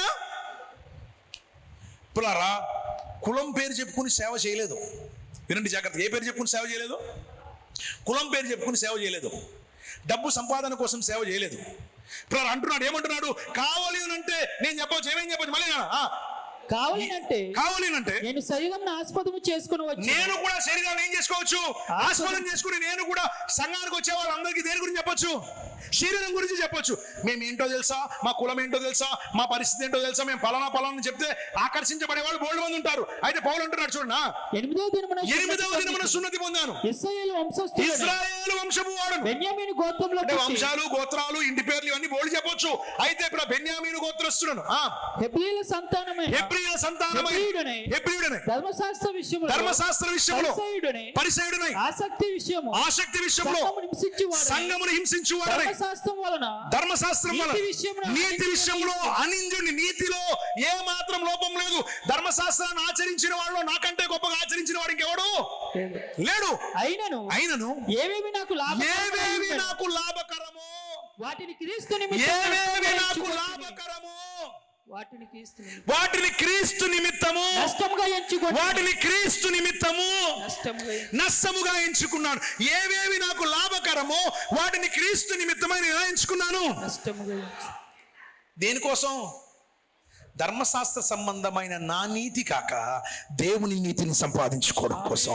శరీర సంబంధమైన నా నీతిని కాక దేవుని నీతిని సంపాదించుకోవడం కోసం. ఎందుకు ఇదంతా అంటే అతి శ్రేష్టమైన జ్ఞానాన్ని సంపాదించుకోవడం కోసం. అక్కడ చూడండి ఏమంటాడు 7వ వచనంలో ఫిలిప్పీయులకు రాసిన పత్రిక 3వ అధ్యాయం 7వ వచనాన్ని చదివితే చూడండి 3:7 అంటారు, నిశ్చయముగా నా ప్రభువైన యేసుక్రీస్తుని గూర్చిన అతి శ్రేష్టమైన జ్ఞానము నిమిత్తం సమస్తమును నష్టముగా ఎంచుకున్నాను. సమస్తం ఎలా ఎంచుకున్నాను? అతి శ్రేష్టమైన జ్ఞానం కోసం సమస్తాన్ని ఎలా ఎంచుకున్నాను? మనం నష్టాలు ఏమి ఎంచుకోం. దేవుని మందిరానికి వచ్చామంటే ఇచ్చేయాలి, దేవుడు ఇచ్చేయాలి. అసలు దేవుడు నమ్ముకున్న వాళ్ళలో 99% మంది దేవుడి దగ్గరికి ఎందుకు వచ్చారా అంటే వాళ్ళ జీవితంలో దేవుడు ఏదో చేస్తాడని, ఏదో చేస్తాడని. చేసింది ఒక పక్క ఒక ఎత్తు అయితే ఇంకా చేయబోతున్నాడనే ఉద్దేశంతో వచ్చిన వాళ్ళే. అదంతా దేనికోసం? ఆత్మ గురించి ఆలోచించే వాళ్ళు ఎవరు? ఆత్మను పట్టించుకునే వాళ్ళు ఎవరు? శిథిలమైపోయే దానికోసం పడినంత ప్రయాస, అనిత్యమైన వాటి కోసం పడినంత ప్రయాస నిత్యమైన దాని కోసం ప్రయాసపడే వాళ్ళు ఎవరు లేరు. శ్రేష్టమైన దానికోసం ఆలోచించే వాళ్ళు ఎవరు లేరు. కానీ విషయం ఏంటో తెలుసా, ఈరోజు దేవుని మందిరానికి వచ్చి దేవుని వాక్యాన్ని ఆలకిస్తున్న మనమందరం ఒక సత్యాన్ని ఆలోచన చేయాలి. దేవుడు చిన్నపిల్లల చేష్టలు విడిచిపెట్టి మనం ఎదగాలని కోరుకుంటున్నాడు. చిన్నపిల్లల చేష్టలు విడిచిపెట్టి మనం ఏమో వాళ్ళని కోరుకుంటున్నాడు, ఎదగాలని కోరుకుంటున్నాడు. సరే, ఒక్కసారి మళ్ళీ మనం వెనక్కి వెళ్దాం. మత్తయి సువార్త 6వ అధ్యాయం 33వ వచనం చదవండి. మత్తయి సువార్త 6వ అధ్యాయం ఇప్పుడు 33వ వచనానికి రండి. మత్తయి సువార్త 6వ అధ్యాయం 33వ వచనం. కాబట్టి మీరు ఆయన రాజ్యమును నీతిని మొదట వెతకండి. అందుకే నేను క్రీస్తుతో పాటు లేపబడిన వారైతే పైనున్న వాటిని. సో ఇప్పుడు మీరు దేన్ని వెతకాలి? ఆయన రాజ్యాన్ని వెతకాలి, ఆయన నీతిని వెతకాలి. హల్లెలూయా. ఆయన రాజ్యాన్ని వెతకడం అంటే దేవుడు ఎన్నుకున్న సంఘాన్ని వెతకాలి, దేవుని చేత ప్రత్యేకించబడిన సంఘాన్ని వెతకాలి. భూమి మీద దేవుని రాజ్యం ఏదో మనకు తెలియాలి. భూమి మీద దేవుడు ఎవరిని ఏర్పాటు చేసుకున్నాడో మనకు తెలియాలి. ఎవరు ప్రియులారా శరీరాన్ని ఆస్పదం చేసుకోకుండా బోధిస్తున్నారో కనిపెట్టాలి.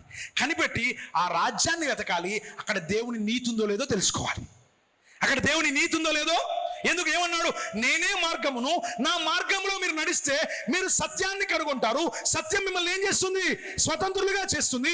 అప్పుడు మీరు జీవాన్ని సంపాదించుకుంటారు. ఇప్పుడు మందిరానికి వెళ్ళి మార్గం తెలియకపోతే, మందిరానికి వెళ్ళి సత్యం తెలియకపోతే, మందిరానికి వచ్చి జీవం అంటే ఏంటో అర్థం కాకపోతే, నీ భక్తి ప్రియులారా ఇంత బతుకు బతికి ఇంటర్ కాల్ సచ్చాడు రా బాబు అని చెప్పుకోవడానికి తప్ప మరి దేనికి పనిచేయదు. ఇంత బతుకు బతికి ఎక్కడ చచ్చాడు? ఇంటర్ కలిసి వచ్చాడు రా అని చెప్పుకోవడానికి తప్ప దేనికి పనిచేయదు. నీ భక్తి ప్రయోజనకరంగా మారాలి. ప్రయోజనకరంగా మారాలంటే నీవు మొదట ఆయన రాజ్యమును ఎందుకు ఆయన రాజ్యాన్ని నీతిని వెతకాలి? ఎందుకు వెతకాలంటే రోమీలకు రాసిన పత్రికలో 8:16 పౌలు అంటాడు, దేవుని రాజ్యము. రోమీలకు రాసిన పత్రిక 14వ అధ్యాయం 17 రోమీలకు రాసిన పత్రిక 14వ అధ్యాయం 17 దేవుని రాజ్యము. ఎందుకనగా దేవుని రాజ్యం అంటే భోజనము పానము కాదు గాని. The kingdom of God is not food and water. దేవుని రాజ్యము భోజనము పానము కాదు, నీతియు సమాధానము. అందుకనే మందిరానికి వచ్చి ప్రభువా ఏమి తిందుమా, ఏమి తాగుదుమా, ఏమి ధరించుకుందుమా అనే వాటి గురించి చింతపడకండి. దేవుని మందిరానికి వచ్చినప్పుడల్లా పర సంబంధమైన వాటిని వెతకండి, పరలోక రాజ్యాన్ని వెతకండి, నిత్య రాజ్యాన్ని వెతకండి. దేవుడు నాకు ప్రియులారా నేను దేవునికి దగ్గర అవ్వాలని వెతకండి. అక్షయమైన దాని కొరకు వెతకండి. ఈ జీవితం అక్షయమైన జీవితం, పరిపూర్ణమైనది వచ్చినది. పూర్ణమైనది వచ్చినప్పుడు పూర్ణము కానిది నిరర్ధకమైపోవాలి. పూర్ణమైనది వచ్చినప్పుడు పూర్ణం కానిది ఏమవ్వాలి? అక్షయమైనది వచ్చినప్పుడు క్షయమైనది ఏమవ్వాలి? వాక్యం అర్థం కానంతసేపు శరీరం కోసం ఆలోచన చేశాం. ఇప్పుడు వాక్యం అర్థమైన తర్వాత దేనికోసం ఆలోచించాలి? ఆత్మ కోసం ఆలోచించాలి. శిథిలం అయిపోయే దానికోసం కాదు, శిథిలం అవ్వని దానికోసం ఆలోచించాలి. ఎప్పుడైతే అలా ఆలోచిస్తామో బైబిల్ గ్రంథం చెప్తున్నటువంటి మాట చూడండి ఒకసారి. కొలసీలకు రాసిన పత్రికలోకి వెళ్ళిపోండి. కొలసీలకు రాసిన పత్రికలోకి వెళ్ళిపోండి. ఇందాక 2వ పత్రిక 5వ అధ్యాయంలోకి వెళ్ళిపోండి ఒకసారి. అక్కడ ఏమన్నాడు చూడండి ఒకసారి. 2వ పత్రిక 5వ అధ్యాయం 3వ వచనం నుంచి 3వ వచనం నుండి. 2వ పత్రిక 5వ అధ్యాయం 3వ వచనం నుండి. ఈ గుడారంలో ఉన్న మనము భారం మోసుకొని మూలుగుచున్నాము. ఏం చేస్తున్నాం ఇప్పుడు మనం? ఈ గుడారములో ఉన్న మనము భారము మోసుకొని మూలుగుచున్నాము. ఇది తీసివేయవలని కాదు కానీ మత్స్యమైనది. ఇది తీసివేయాలనే మా కోరికతో మాత్రమే కాదు కానీ మత్స్యమైనది ఎందుకు? ఇది ఏదో రోజు ఏమైపోతుంది? ఏదో రోజు పాడైపోతుంది. సో ఇది పాడైపోతుందనే భయం ఉండాలి నీకు. ఏది పాడైపోతుంది? కాటికి కాళ్ళు చాపుకుని కూర్చున్నావు అని తెలియాలి నీకు. నీ కాటికి కాళ్ళు చాపుకున్నావు కూర్చున్నావు అని తెలిస్తేనే నీ జీవితంలో నీకేమేస్తుంది? భయం వేస్తుంది. ఆ భయం అనేది నీలో ఉన్నప్పుడు అమర్త్యతను ధరించుకోవాలని ఆశపడతావు. నిత్యమైన దానికోసం ఎదురు చూస్తావు. చదవండి అక్కడ ఏమన్నాడు? ఈ గుడారంలో ఉన్న మనము భారం మోసుకొని మూలుగుచున్నాము. ఇది తీసివేయవాలని కాదు. మూలుగు ఎవరికి ఉంది? బైబిల్ ఏం చెప్తుందంటే ఎందుకు మూలగలేకపోతున్నావు తెలుసా? ఎందుకు ఈ శరీరంలో మూలగలేకపోతున్నావు? నీలో పరిశుద్ధాత్మ లేదు కాబట్టి. నీలో ఏం లేదు కాబట్టి. పరిశుద్ధాత్మ లేనోడు ఏం చేయలేడు? మూలగలేడు. బైబిల్ ఏం చెప్పిందంటే రోమీలకు రాసిన పత్రిక 8వ అధ్యాయం 16 26. రోమా 8:26 చూడండి ఒకసారి. రోమా అటువలే 8:26. ఆత్మయు రోమీయులకు రాసిన పత్రిక 8వ అధ్యాయం 26 వచనం. అటువలే ఆత్మయు అటువలే ఆత్మయు. మన బలహీనతలను చూచి ఎందుకంటే నువ్వు బలహీనుడివి, మన బలహీనతలను చూచి సహాయం చేయుచున్నాడు. ఎలాగనగా మనము యుక్తముగా ఎలాగ ప్రార్థన ఎప్పుడు చూసినా చేయవలెనో గేది కావాలి, ఆవు కావాలి, ఉద్యోగం కావాలి, వ్యాపారం కావాలని ప్రార్థన చేస్తున్నావు తప్ప యుక్తముగా ప్రార్థన చేయడం నీకు తెలియదు. రావట్లేదు. అయితే అటువలే ఆత్మయు మన బలహీనతలను చూచి మనకేం చేస్తున్నాడు ఆత్మ. సో ఆత్మ ఉన్నవాడికి సహాయం దొరుకుతుంది. ఎలా ప్రార్థన చేయాలో సహాయం దొరుకుతుంది, దేనికోసం కనిపెట్టాలో సహాయం దొరుకుతుంది, దేవుళ్ళో ఎదగడం ఎలాగో సహాయం దొరుకుతుంది. ఆత్మ లేనివాడు శరీర సంబంధమైన వాటి మీద మనసు పెడతాడు, ఆత్మ ఉన్నవాడు ఆత్మ సంబంధమైన వాటి మీద మనసు పెడతాడు. శరీరానుసారమైన మనసు మరణము, ఆత్మానుసారమైన మనసు జీవము. శరీరానుసారమైన మనసు దేవునికి విరోధముగా ఉంది, ఆత్మానుసారమైన మనసు ప్రియులారా దేవుడిని సంతోషపెట్టేదిగా ఉంది. చదువు. అటువలే ఆత్మయు మన బలహీనతలను చూచి సహాయం చేయుచున్నాడు. ఎలాగనగా మనం యుక్తముగా ఎలాగ ప్రార్థన చేయవలెనో తెలియదు గాని ఉచ్చరింప సఖ్యము కాని మూలుగులతో. చెప్పండి అందరూ. ఉచ్చరింప సఖ్యము కాని దేంతో? మూలుగులతో. ఆత్మ ఏం చేస్తుంది అంటే మూలుగుతుంది. ఆత్మ ఏం చేస్తుంది? మనలో మూలుగుతుంది. భాషల్లో మాట్లాడడం, ఆత్మలో మూలుగడం అంటే ఇదే, మూలుగుతుంది. దేనికోసం మూలుగుతుందంటే, ప్రభువా ఈ శరీరం నుంచి ఒక రోజు నాకు మంచి శరీరాన్ని ఇవ్వవా, నాకు మహిమ దేహాన్ని ఇవ్వవా, ఇది అమర్త్యతను ధరించుకోవడానికి సిద్ధం చేయవా, అమర్త్యతను ధరించుకోవడానికి సిద్ధం చేయవా అని శరీరం ఎప్పుడు పడితే అప్పుడు ఏం చేస్తుంటుంది? మూలుగుతుంది. అలా మూలిగే సంఘాలు ఎక్కడున్నాయి? మనం మూలుగుతున్నాం, శరీర సంబంధమైన మూలుగులు. ఎప్పుడు చూసినా అది లేదు, ఇది లేదు, అది ఇవ్వలేదు, ఇది ఇవ్వలేదు, నాకు ఈ లోటు ఉంది, నాకు ఆ లోటు ఉంది. ఈ వాక్యం మీకు అర్థం కావాలంటే ఖచ్చితంగా మీ మనసు పెట్టాలి, లేకపోతే మీకు అర్థం కాదు. ప్రభువా నాకు అది లేదు, నాకు ఇది లేదు, నాకు ఆ కొరత ఉంది, ఈ కొరత ఉంది అంటే ఇప్పుడు మన జీవితంలో ఎప్పటికీ ఎన్నటికీ మనం దేవుణ్ణి చూడలేము. ఎప్పటికీ ఏం చూడలేము? మనం దేవుణ్ణి చూడలేము. కాబట్టి ఇప్పుడు ఆత్మ తానే మన బలహీనతలు మనకు సహాయం చేయించున్నాడు. ఎందుకంటే మనం అలా మూలగడం వల్ల మనం దేవుణ్ణి చూస్తాం. ఎందుకంటే భాషతో మాట్లాడేవాడు దేవునితో మాట్లాడుతున్నాడు. భాషతో మాట్లాడేవాడు ఎవరితో మాట్లాడుతున్నాడు? దేవునితో మాట్లాడుతున్నాడు. భాషతో మాట్లాడేవాడు పరసంబంధమైన వాటిని చూస్తున్నాడు. కాబట్టి ప్రభువునందు ప్రియులారా, దేవుడు ఏం కోరుకుంటున్నాడంటే తన పిల్లలు ఈ కడవరి కాలంలో బాల్య స్థితిలో నుండి ఎదగాలని కోరుకుంటున్నాడు. పిల్లల చేష్టలు మానేయాలని కోరుకుంటున్నాడు. పిల్లలలాగా ప్రవర్తించకూడదని కోరుకుంటున్నాడు. అన్యజనుల ఆచారాలు వ్యర్థాలు అని దేవుడు చెప్తున్నాడు. మనం ఎదగాలి అని దేవుడు సంకల్పిస్తున్నాడు. దేవునికి స్తోత్రం కలుగును గాక. ఆత్మ ద్వారా మనం మూలగాలి. సరే వెళ్ళిపోండి. కొరింథీయులకు రాసిన 2వ పత్రికలోకి వెళ్ళిపోండి. 2వ పత్రిక 5వ అధ్యాయం ఎన్నో వచ్చిన చదువుతున్నాను? 3వ వచనం.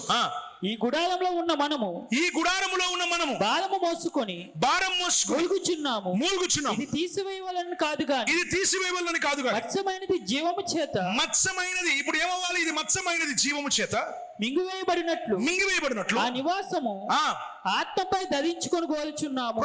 ఆత్మతో ఏ నివాసాన్ని? దేవుడిచ్చే నివాసాన్ని ధరించుకొని కోరుచున్నాము ఆత్మ మీద.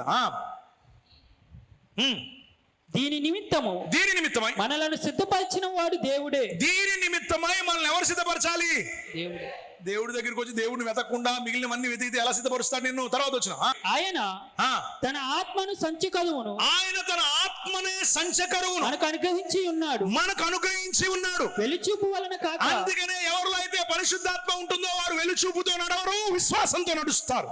హల్లెలూయా. సో విశ్వాసంతో నడవడం అంటే వాక్యంతో నడవడం, విశ్వాసంతో నడవడం అంటే దేవుని చూస్తూ నడవడం. చదువు తర్వాత వచ్చిన వెలుచూపు వలన కాక విశ్వాసం వలన నడుచుకొనిచున్నారు. కనుక ఈ దేహములో నివసించినంత కాలము ప్రభువునకు దూరముగా ఉన్నామని ఎరిగి ఎల్లప్పుడూ ధైర్యము గలవారై ఉండి ఇట్లా ధైర్యం కలిగి ఈ దేహమును విడిచిపెట్టి ప్రభువునందు నివసించుటకు ఇష్టపడుచున్నాము. దేహమందు ఉన్నను దేహమును విడిచిన. చెప్పండి. దేహమందు ఉన్నను దేహమును విడిచినను దేవునికి ఇష్టులై ఉండ నేర్చుకొనుచున్నాము. దేవునికి స్తోత్రం కలుగును గాక. బతుకంతా దేనికోసం అంటే ఎవరిని సంతోషపెట్టడం కోసం? దేవుణ్ణి సంతోషపెట్టడం ఈ జీవితం అంతా దేనికోసం అంటే దేవుణ్ణి సంతోషపెట్టడం కోసం. ఈ జీవితం అంతా దేని కొరకు అంటే ప్రభువుని ప్రియులారా ఆనందపరచడం కోసం. అంతే తప్ప మన జీవితాలలో మన శరీర సంబంధమైన ఉద్దేశాలతో, తాత్పర్యాలతో, భావాలతో మనం కొనసాగడం కొరకు కాదు అని భక్తుడు చెప్తున్నాడు. దేవునికి స్తోత్రం కలుగునుగాక. సో ఇక్కడ మీకు ఇంకొక మాట చూపిస్తాను చూడండి ఒకసారి వాక్యంలో నుండి. మళ్ళీ ఒకసారి గలతీయులకు రాసిన పత్రికలోకి వెళ్ళండి. గలతీయులకు రాసిన పత్రిక 4వ అధ్యాయంలోకి వెళ్ళండి. 4వ అధ్యాయంలో ఆయన ఏం చెప్పాడో చూడండి ఒకసారి. 4వ అధ్యాయం చదువు. 4వ అధ్యాయం 3వ వచనం చదువు. అటువలే మనము బాలురమై ఉన్నప్పుడు లోక సంబంధమైన మూలపాఠములకు లోబడి. వినండి జాగ్రత్తగా. ఇప్పుడు నువ్వు నిజంగానే నీ జీవితంలో దేవుడు కోరుకున్నట్లుగా నువ్వు ఎదిగితే గనక లోక సంబంధమైన మూల పాఠములకి లోబడడానికి వీలు లేదు. మనం బాలుడుగా ఉన్నప్పుడు దేనికి లోబడ్డాం? లోక సంబంధమైన మూల పాఠాలు. లోక సంబంధమైన మూల పాఠం అంటే నిరర్ధక తత్వజ్ఞానం. ఒకసారి అలా ఉంచు. కొలసీలకు రాసిన పత్రిక 2వ అధ్యాయం 7వ వచనం. కొలసీలకు రాసిన పత్రిక 2వ అధ్యాయం 7వ వచనాన్ని చదవండి. కావున మీరు ప్రభువైన క్రీస్తు యేసును అంగీకరించి, మీరు ప్రభువైన బాప్తిసము ద్వారా యేసు ప్రభువుని మీరు ఎలాగ అంగీకరించారో ఆయన యందు మీరు వేరు పారిన వారే ఇంటి వలె కట్టబడుచు. నేర్చుకున్న ప్రకారం ప్రతి విశ్వాసి ఎలా కట్టబడాలి? ఇంటి వలె కట్టబడుచు. మీరు నేర్చుకున్న ప్రకారం. సో ఇప్పుడు మీ ఆత్మ దేవుడిలో ఏం చేయబడాలంటే కట్టబడాలి. ఎలా కట్టబడాలి? ఇంటి వలె కట్టబడాలి. ఇంటి వలె కట్టబడాలంటే మీరు ఏదైతే దేవుని మందిరంలో నేర్చుకున్నారో దాన్ని మీ జీవితంలో అవలంబించడం ప్రారంభించాలి. ఏదైతే సేవకుడు మీకు నేర్పాడో దాన్ని అనుసరించడం ప్రారంభించాలి. ఏ సంగతులనైతే దేవుని మందిరంలో మీరు విన్నారో వాటి ప్రకారం మీరు జీవించడం ప్రారంభించాలి. సో మీరు నేర్చుకున్న ప్రకారము విశ్వాసమందు స్థిరపరచబడుచు. సో ఇప్పుడు ప్రియులారా, మీరు చాలా జాగ్రత్తగా ఆలోచన చేస్తే మన జీవితంలో చిన్నపిల్లల చేష్టలు విడిచిపెట్టాలంటే, ఇంతకు ముందు చేసిన చేష్టలు మానాలంటే దేంట్లో స్థిరపడాలి? విశ్వాసంలో స్థిరపడాలి. విశ్వాసంలో స్థిరపడడం అంటే వాక్యంలో స్థిరపడ్డాం. ఎందుకంటే వినుట వలన విశ్వాసం వస్తుంది కనుక వాక్యంలో స్థిరపడాలి. ఎప్పుడైతే వాక్యంలో స్థిరపడతామో మన జీవితంలో వాక్యం కాని వాటిని విడిచిపెడతాం. వాక్యం కాని సంగతులను విడిచిపెడతాం. వాక్యం కాని వాటిని మనం పక్కన పెడతాం. ఎప్పుడైతే వాక్యంలో స్థిరపడతామో మనం పరిపూర్ణంగా దేవుని వైపు చూడగలుగుతాం. చదువునా. కృతజ్ఞతాస్తుతులు చెల్లించుటయందు. విశ్వాసములో స్థిరపడి కృతజ్ఞత అంటే అర్థం ఏంటి? అన్ని పరిస్థితుల్లో కృతజ్ఞత చెల్లిస్తాం. కలిమిలో దేవునికి స్తోత్రం, లేమిలో దేవునికి స్తోత్రం, సంపన్న స్థితిలో దేవునికి స్తోత్రం, ఏమైపోయినా దేవునికి స్తోత్రం. ఎందుకంటే అన్నిట్లో దేవుడే ఉంటాడు గనక, అంతా దేవుడే చూసుకుంటాడు గనక, ఆయన సార్వభౌమాధికారం కలిగిన దేవుడు గనక. చదువునా. కృతజ్ఞతాస్తుతులు చెల్లించుటయందు విస్తరించుచు ఆయన యందు నడుచుకొనుడి. ఆయనలో నిలిచి నడుచుకొనుడి. ఆమేన్. ఎవరో నిలిచి నడుచుకోండి? ఆయనలో. తర్వాత వచ్చిన చదివేసి తరచు. ఆయనను అనుసరింపక మనుషుల పారంపర్య ఆచారములను అనగా ఈ లోక సంబంధమైన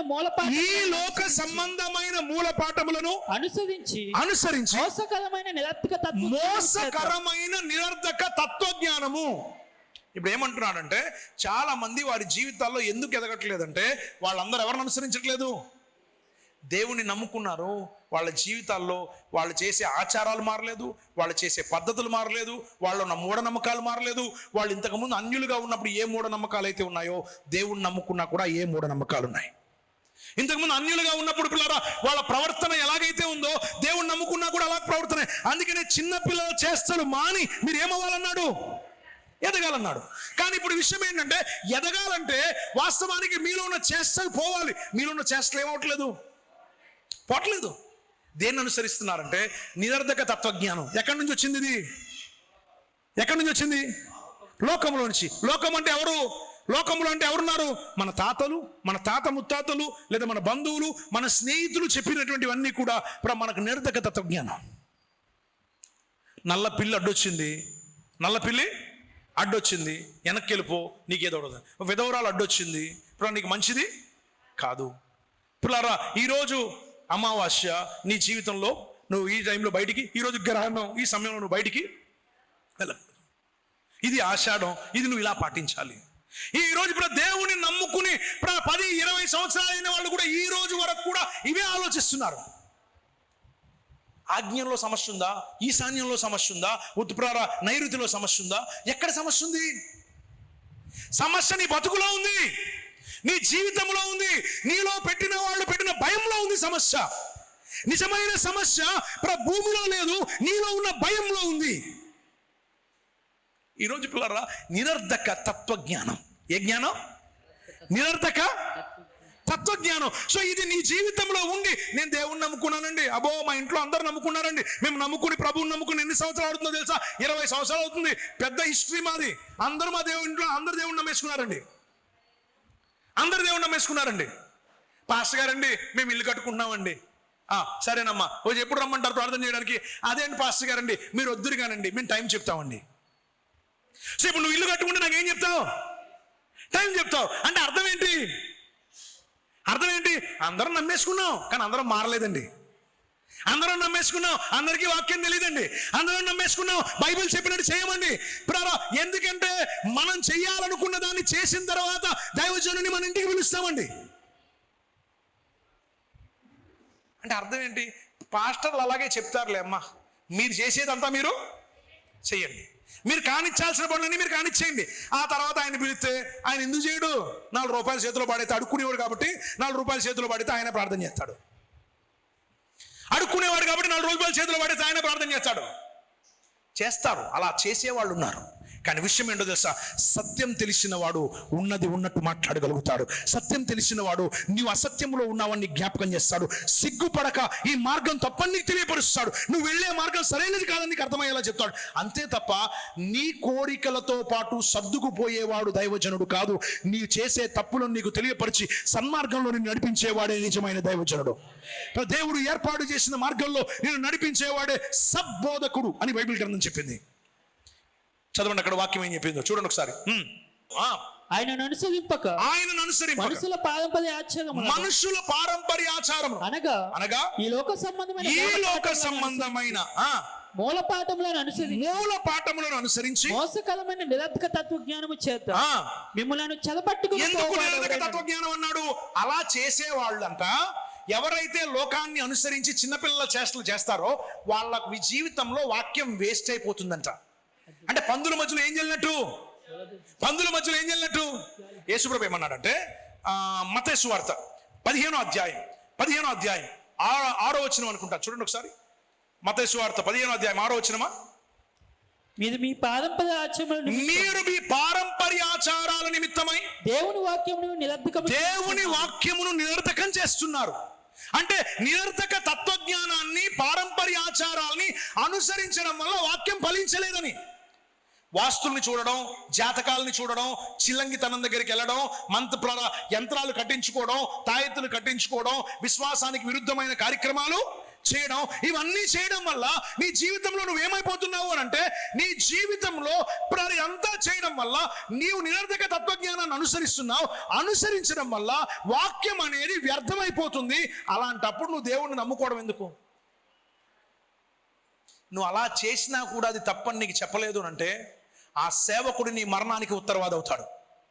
నువ్వు అలా చేసినా కూడా అది తప్పని నీకు జ్ఞాపకం చేయలేదు అంటే ఆ సేవకుడు నీ మరణానికి ఉత్తరవాది అవుతాడు. ఆ దైవజనుడు నీ ప్రాణానికి ఉత్తరవాది అవుతాడు. ఎందుకంటే నీ పనులు నీకు మరణాన్ని తీసుకొస్తాయి. నీ క్రియల వల్ల నీకు మరణం వస్తుంది. ఈ శరీరం ఎలాగైనా, ఈ మట్టి గడం ఎలాగైనా మరణిస్తుంది, కానీ తొందరగా చచ్చిపోతావు. ఎందుకు యేసుప్రభుని అంగీకరించామంటే మరణములో నుండి దేంట్లోకి వెళ్ళడానికి? జీవములోకి వెళ్ళడానికి. మరి మందిరానికి వచ్చి వాక్యం విని కూడా మన బతుకు మారకపోతే, మన జీవితంలో మన బతుకు మారకపోతే, మన క్రియలు మారకపోతే, అన్యజనుల్లో మనం నడిస్తే, చూడండి అక్కడ ఏమన్నాడు తర్వాత, చదువున్నాను. లోక సంబంధమైన మూలపాఠములను అనుసరించి మోసకరమైన నిరర్ధక తత్వజ్ఞానము చేత మిమ్మల్ని చెరపట్టుకుని పోవాడు ఎవడైనా ఉండునేమో జాగ్రత్తగా ఉండుడి. ఇలాంటి వాటిని చేసేవాళ్ళు ఎవరైనా, ఇలాంటి బోధలు చేసేవాళ్ళు ఎవరైనా, ఇలాంటివి చేసేటప్పుడు వాటికి సహకరించే వాళ్ళు ఎవరైనా ఉన్నారేమో జాగ్రత్తగా చూసుకోండి. ఎందుకంటే దైవత్వం యొక్క సర్వ పరిపూర్ణత ఎవరిలో ఉంది? నీకు ఏం అవసరం లేదు, ఇల్లు కట్టుకుంటే ప్రార్థన చేసుకో చాలు. పెళ్లి చేసుకుంటే ప్రియారా దేవుడు ప్రియారా నీకు ముహూర్తాలు అక్కర్లేదు, దైవజనుడు ప్రార్థన చేసి ఎప్పుడు చేస్తానంటే అప్పుడు చేసుకో చాలు. ఎందుకంటే దేవుడే నీ దగ్గర ఉన్నాడు, వాక్యమే నీ దగ్గర ఉంది. దైవత్వం యొక్క సర్వపరిపూర్ణత శరీరం అందరి ఎవరిలో ఉంది?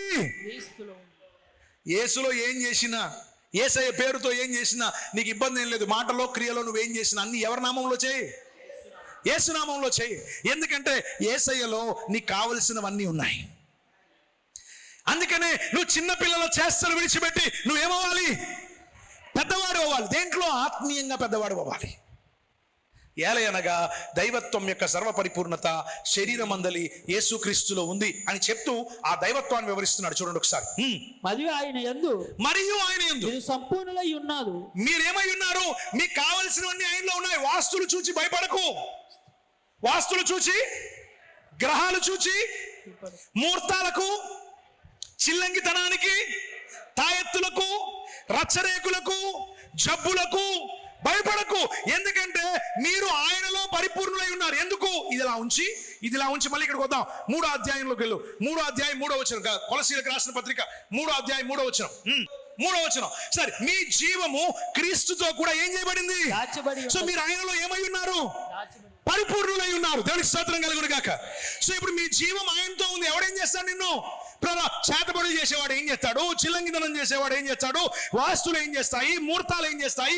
గ్రహాలు ఏం చేస్తాయి? వినండి జాగ్రత్తగా. నక్షత్రాలు అన్నీ బాగుండి వినండి జాగ్రత్త చెప్తాను. ఈ అమ్మాయిని నేను పెళ్లి చేసుకోవచ్చా? ఈ అబ్బాయిని నేను పెళ్లి చేసుకోవచ్చా?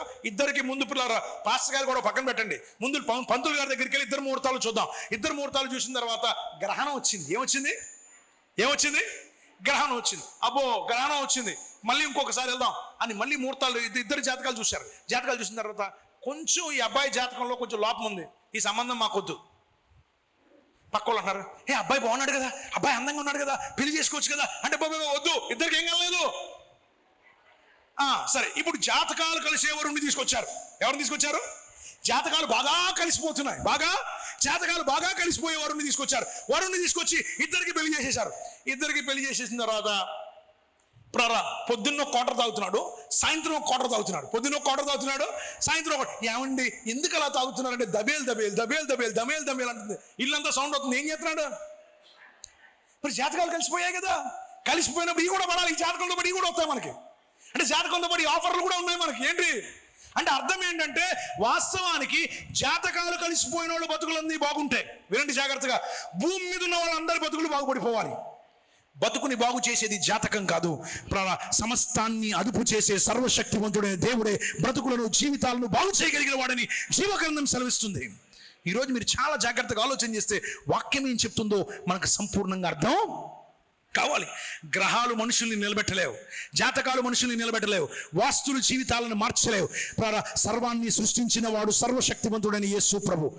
ఆయన మీద ఆధారపడితే తప్ప, ఆయనే సర్వస్వమైతే తప్ప మన జీవితాలు ప్రయోజనకరంగా మారలేవు. అందుకే అంటున్నాడు, మీరు చిన్నపిల్లల చేష్టలను విడిచిపెట్టి మీరు ఎదగాలి. మీరేమవ్వాలి? ఎదగాలి. శరీర సంబంధమైన కోరికలను విడిచిపెట్టి మీ కోరికలన్నీ ఏ కోరికలై ఉండాలి? అప్పుడు శరీరానికి కావాల్సినవన్నీ ఎవరిస్తారు? దేవుడు ఇస్తారు. చదువు తర్వాత మళ్ళీ వెళ్ళిపో. 2వ అధ్యాయంలోకి వెళ్ళిపో. ఇందాక ఎక్కడ చదివా? 9వ వచనం చదివావా? కొలసీలకు రాసిన పత్రిక 2వ అధ్యాయం ఎన్నో వచనం? 10వ వచనం. మీరు ఆయన యందు మీరు సంపూర్ణులై ఉన్నారు. ఆయన సమస్త ప్రధానులకు అధికారులకు శిరస్సై ఉన్నాడు. మీరును క్రీస్తు సున్నతి యందు. అందరికీ ఆయనే శిరస్సై ఉన్నాడు. మీరును క్రీస్తు సున్నతి యందు శరీరేచ్ఛలతో కూడిన స్వభావమును విసర్జించి ఆయన చేతులతో చేయబడిన సున్నతిని పొందుడి. ఆమేన్. ఆయన చేతులతో చేయబడిన సున్నతి మీరు పొందుడి. మీరు బాప్తిసము యందు ఆయనతో కూడా పాతిపెట్టబడి ఆయనలో ముచ్చులలో నుండి. ఆయన చేతులతో చేసిన సున్నతి ఏంటి? శిలువ రక్తం చేత సంధి చేశాడు. శిలువ రక్తం చేత ఏం చేశాడు? సంధి చేశాడు. దారి లేని వాళ్ళందరికీ దారి చేశాడు. లోకంలో బతికిన వాళ్ళందరూ చీకటిలో బతికారు. శిలువ రక్తం చేత సంధి చేశాడు. సంధి చేసి నీకు నాకు మార్గం సరళం చేసి నీ మీద నా మీద వ్యతిరేకంగా ఉన్నటువంటి చేరాతను ఏం చేశాడు? మేకులతో శిలువకు కొట్టివేశాడు. ఇప్పుడు పిల్లారా మీరు ఏం చేయకూడదు? 16 వచనం. కాబట్టి అన్నపానముల విషయంలోనైనను, పండగ అమావాస్య విశ్రాంతి దినముల వాటి విషయంలోనైనను మీకు తీర్పు తీర్చువాడు అంటే దేవుని నమ్ముకున్న నీవు ఇంకా నిర్జీవమైన క్రియలు నీలో ఉండకూడదు, చీకటి క్రియలు నీలో ఉండకూడదు. ఇది తినొచ్చు, ఇది తినకూడదు, ఈ రోజు అమావాస్య, ఈ రోజు ఆషాఢం, ఈ రోజు పిల్లల గ్రహణం, ఇలాంటివేవి నీకు ఉండకూడదు. వీటి గురించి అన్నపానముల విషయంలోనైనను పండగలను నేను ఆచరించకూడదు. పండగ అమావాస్య అను వాటి విషయంలోనైనను ఎవడును మీకు తీర్పు తీర్చే అవకాశం ఇవ్వకండి. ఇవన్నీ రాబో వాటి ఛాయే గాని. అంటే అర్థం ఏంటి? పాత నిబంధన గ్రంథంలో పండగలు ఉన్నాయి, అవన్నీ కూడా మనం ఆచరించడానికి దేవుడు ఇవ్వలేదు. కొత్తగా పండగలను సృష్టించుకోమని దేవుడు మనకి ఇవ్వలేదు. పాత నిబంధన గ్రంథంలో ఉన్న పండగలన్నీ కూడా కేవలం అవి ఛాయారూపకంగా మాత్రమే మనకి ఇచ్చాడు. ఇవి రాబో వాటి ఛాయే గాని నిజ స్వరూపం యేసు ప్రభువులో ఉంది. నిజ స్వరూపం ఎవరిలో ఉంది? అందుకనే విశ్వాసమునకు కర్తయు దాన్ని కొనసాగించువాడైనా యేసు వైపు చూడండి. ఇంత సులువుగా చిక్కులు పెట్టు పాపమును విసర్జించండి. ఇంత గొప్ప సాక్షి సమూహం మేఘం వలె మనల్ని ఆవరించి ఉన్నందున ప్రతి భారమును సులువుగా చిక్కులు పెట్టు పాపమును విసర్జించి విశ్వాసమునకు కర్తయు దాన్ని కొనసాగించువాడైన యేసు వైపు. సరే, కాబట్టి అన్నపానముల విషయంలోనైనను పండుగ అమావాస్య విశ్రాంతి దినమున వాటి విషయంలోనైనను ఎవడనూ మీకు తీర్పు తీర్చిన అవకాశం ఇవ్వకండి. ఇవన్నీ రాబో వాటి ఛాయే గాని నిజ స్వరూపం క్రీస్తులో ఉంది. అతి వినయాసక్తుడై దేవదూత ఆరాధన ఇచ్చగలిగి తాను చూచిన వాటిని గూర్చిన గొప్పగా చెప్పుకొనుచు తన శరీర సంబంధమైన మనసు వలన నేను ఇంత భక్తి చేస్తున్నాను అంటున్నాడు, కానీ తనలో ఏ మనసు ఉంది? దేని మీద మనసు పెడుతున్నాడు? అమావాస్యల మీద, పండగల మీద, ఆచారాల మీద, పేరుకు మాత్రం దేవదూత ఆరాధన, చాలా భక్తి చేస్తున్నాను, చాలా ఆత్మీయంగా ఉంటున్నాను అనుకుంటున్నాడు. చదువునా?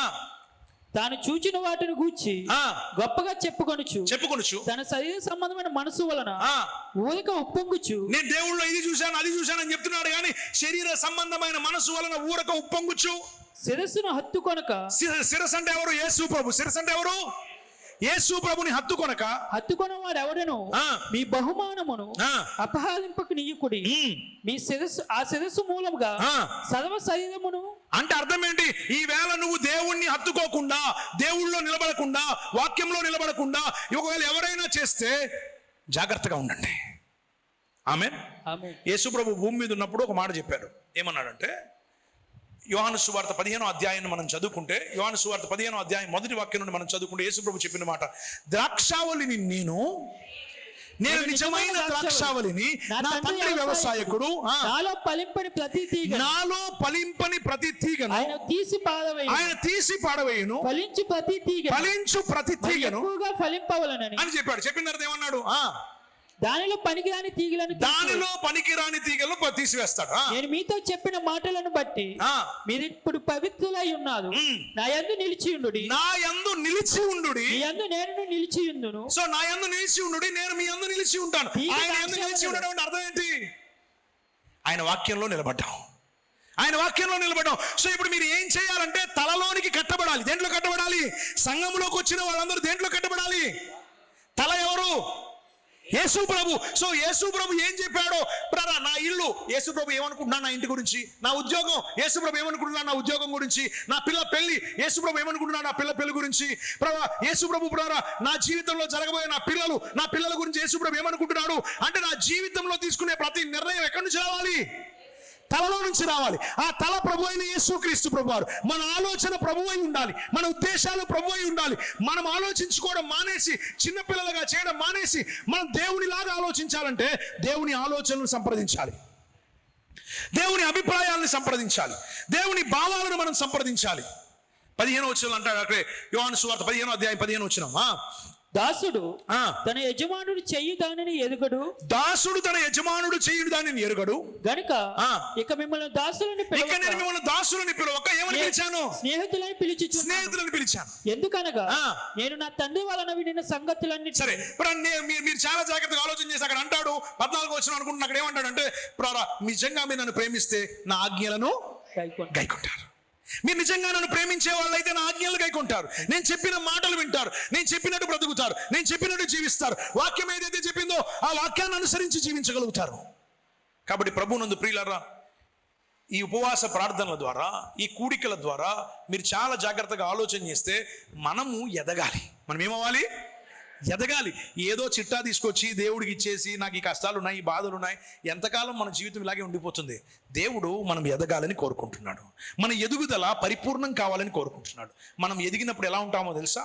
మనం ఎదిగినప్పుడు మన జీవితం ఎలా ఉంటుందంటే, ఇప్పుడు పౌలు గారు ఒక అద్భుతమైన మాట చెప్తాడు. ఫిలిప్పీలకు రాసిన పత్రిక మొదటి అధ్యాయం 19వ వచనం నుండి చదువుకుంటే, ఫిలిప్పీలకు రాసిన పత్రిక మొదటి అధ్యాయం 19వ వచనం నుండి చదవండి. వాక్యం ఏం చెప్తుందో. మరియు నేను ఏ విషయంలోనూ సిగ్గుపడక ఎప్పటి వలనే ఇప్పుడును పూర్ణ ధైర్యం. పౌలు ఏమంటున్నాడు? నేను ఏ విషయంలోనూ సిగ్గుపడక ఎప్పటి వలనే ఇప్పుడు కూడా పూర్ణ ధైర్యముతో బోధించుట వలన నా బ్రతుకు మూలమునైనా సరే, చావు మూలముగానైనా సరే క్రీస్తు నా శరీరమందు.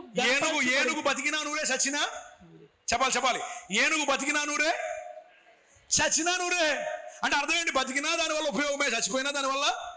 సో క్రైస్తవుడు కూడా ఏమవ్వాలంటే, నా బ్రతుకు మూలముగానైనా సరే, నా చావు మూలముగానైనా సరే క్రీస్తు నా శరీరమందు క్రీస్తు నా శరీరమందు దేహమందు ఉన్నను, దేహమునకు వెలుపలుగా ఉన్నను, క్రీస్తునికి ఇష్టలుగా ఉండుట, జీవించు ఇష్టలుగా ఉండడమే మన ఆశయమై ఉండాలి. చదవండి అక్కడ ఏమన్నాడు తర్వాత. నేను మిగులు అపేక్షించుచు నిరీక్షించుచున్న ప్రకారముగా ప్రార్థన వలనను యేసుక్రీస్తు యొక్క ఆత్మ నాకు సమృద్ధిగా కలుగుట వలన ప్రకటన నాకు రక్షణార్థముగా పరిమణించబడి. కాబట్టి ఇప్పుడు బ్రతుకుట క్రీస్తు, చావైతే అది నాకు లాభం. బ్రతుకుట క్రీస్తు, చావైతే నాకది. ఇప్పుడు నేను జీవించుచున్న ఈ జీవితానికి, నా పనికి ఇదే నాకు లాభసాధకమైన ఎడల. వినండి జాగ్రత్తగా. మనం చాలా జాగ్రత్తగా ఆలోచన చేస్తే ఈ రెండిటి మధ్యన నేను ఇరుకును పడ్డాను. ఒకవేళ నేను శరీరంతో జీవించడం దేవుని చిత్తం అయితే శరీరంతో జీవిస్తాను.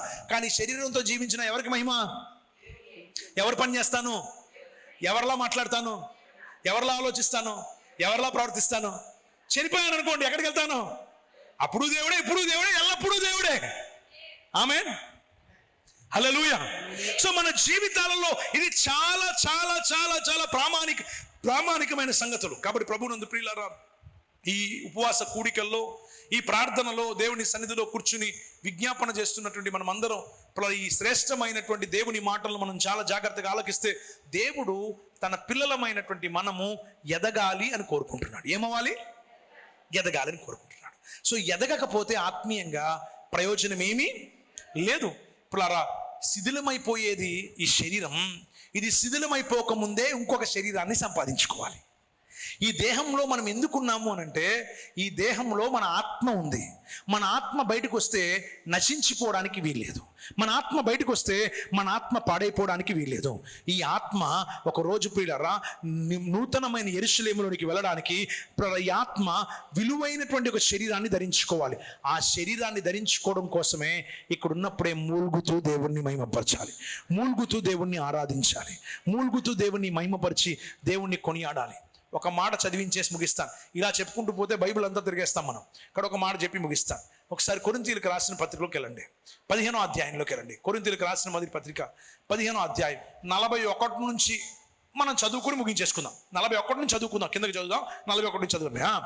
సూర్యుని మహిమ వేరు, చంద్రుని మహిమ వేరు, నక్షత్రాల మహిమ వేరు. మహిమని బట్టి రైట్, వినండి. సూర్యుడు అంటే యేసు ప్రభు, చంద్రుడు అంటే ధర్మశాస్త్రం, నక్షత్రాలు అంటే అపోస్తులు. నక్షత్రాలు అంటే ఎవరు? అపోస్తులు. సూర్యుడు అంటే ఎవరు? యేసు ప్రభు. చంద్రుడు అంటే ధర్మశాస్త్రం, నక్షత్రాలంటే దేవుని సేవకులు లేదా అపోస్తులు. సూర్యుని మహిమ వేరు, చంద్రుని మహిమ వేరు, నక్షత్రముల మహిమ వేరు. మహిమను బట్టి ఒక నక్షత్రమునకు మరి ఒక నక్షత్రం భేదము కలదు కదా. మృతుల పునరుద్ధానము అలాగే, మృతుల పునరుద్ధానము కూడా అలాగే ఉంటుంది. శరీరము క్షయమైనదిగా విత్తబడి అక్షయమైనదిగా లేపబడును. శరీరం ఎలా విత్తబడుతుంది? క్షయమైనదిగా విత్తబడుతుంది, అక్షయమైనదిగా లేపబడాలి. ఇప్పుడు ఎందుకు ఇప్పుడు మనం జీవితంలో ఒక రోజు కనుక మన కాల క్రమానుసారంగా మన జీవితం ముగిసిపోయింది అనుకోండి, ఇది ఎలా విత్తబడాలి? క్షయమైనదిగా విత్తబడుతుంది. కానీ ఇప్పుడు ఇది ఎలా లేవాలి? అక్షయమైనదిగా లేవాలి. చదువునాను. ఘనమైనదిగా విత్తబడి ఘనమైనదిగా విత్తబడి మహిమగలదిగా లేపబడాలి. బలహీనమైనదిగా విత్తబడి బలమైనదిగా లేపబడాలి. ప్రకృతి సంబంధమైన అంటే రోగాలతో నింపబడిందిగా విత్తబడి రోగం లేని దానిగా లేపబడాలి. ప్రకృతి సంబంధమైన శరీరంగా విత్తబడాలి. అంటే అర్థమేంటి? ఈ సృష్టి ధర్మానికి అనుకూల ఈ గాలి పీల్చుకుని ఈ గాలిలో తిరిగినటువంటి శరీరం ఇప్పుడు పరలోక సంబంధమైనటువంటి పరలోకాన్ని కేంద్రం చేసుకున్నదిగా ఈ గాలితో సంబంధం లేకుండా బ్రతికే శరీరంగా మారాలి.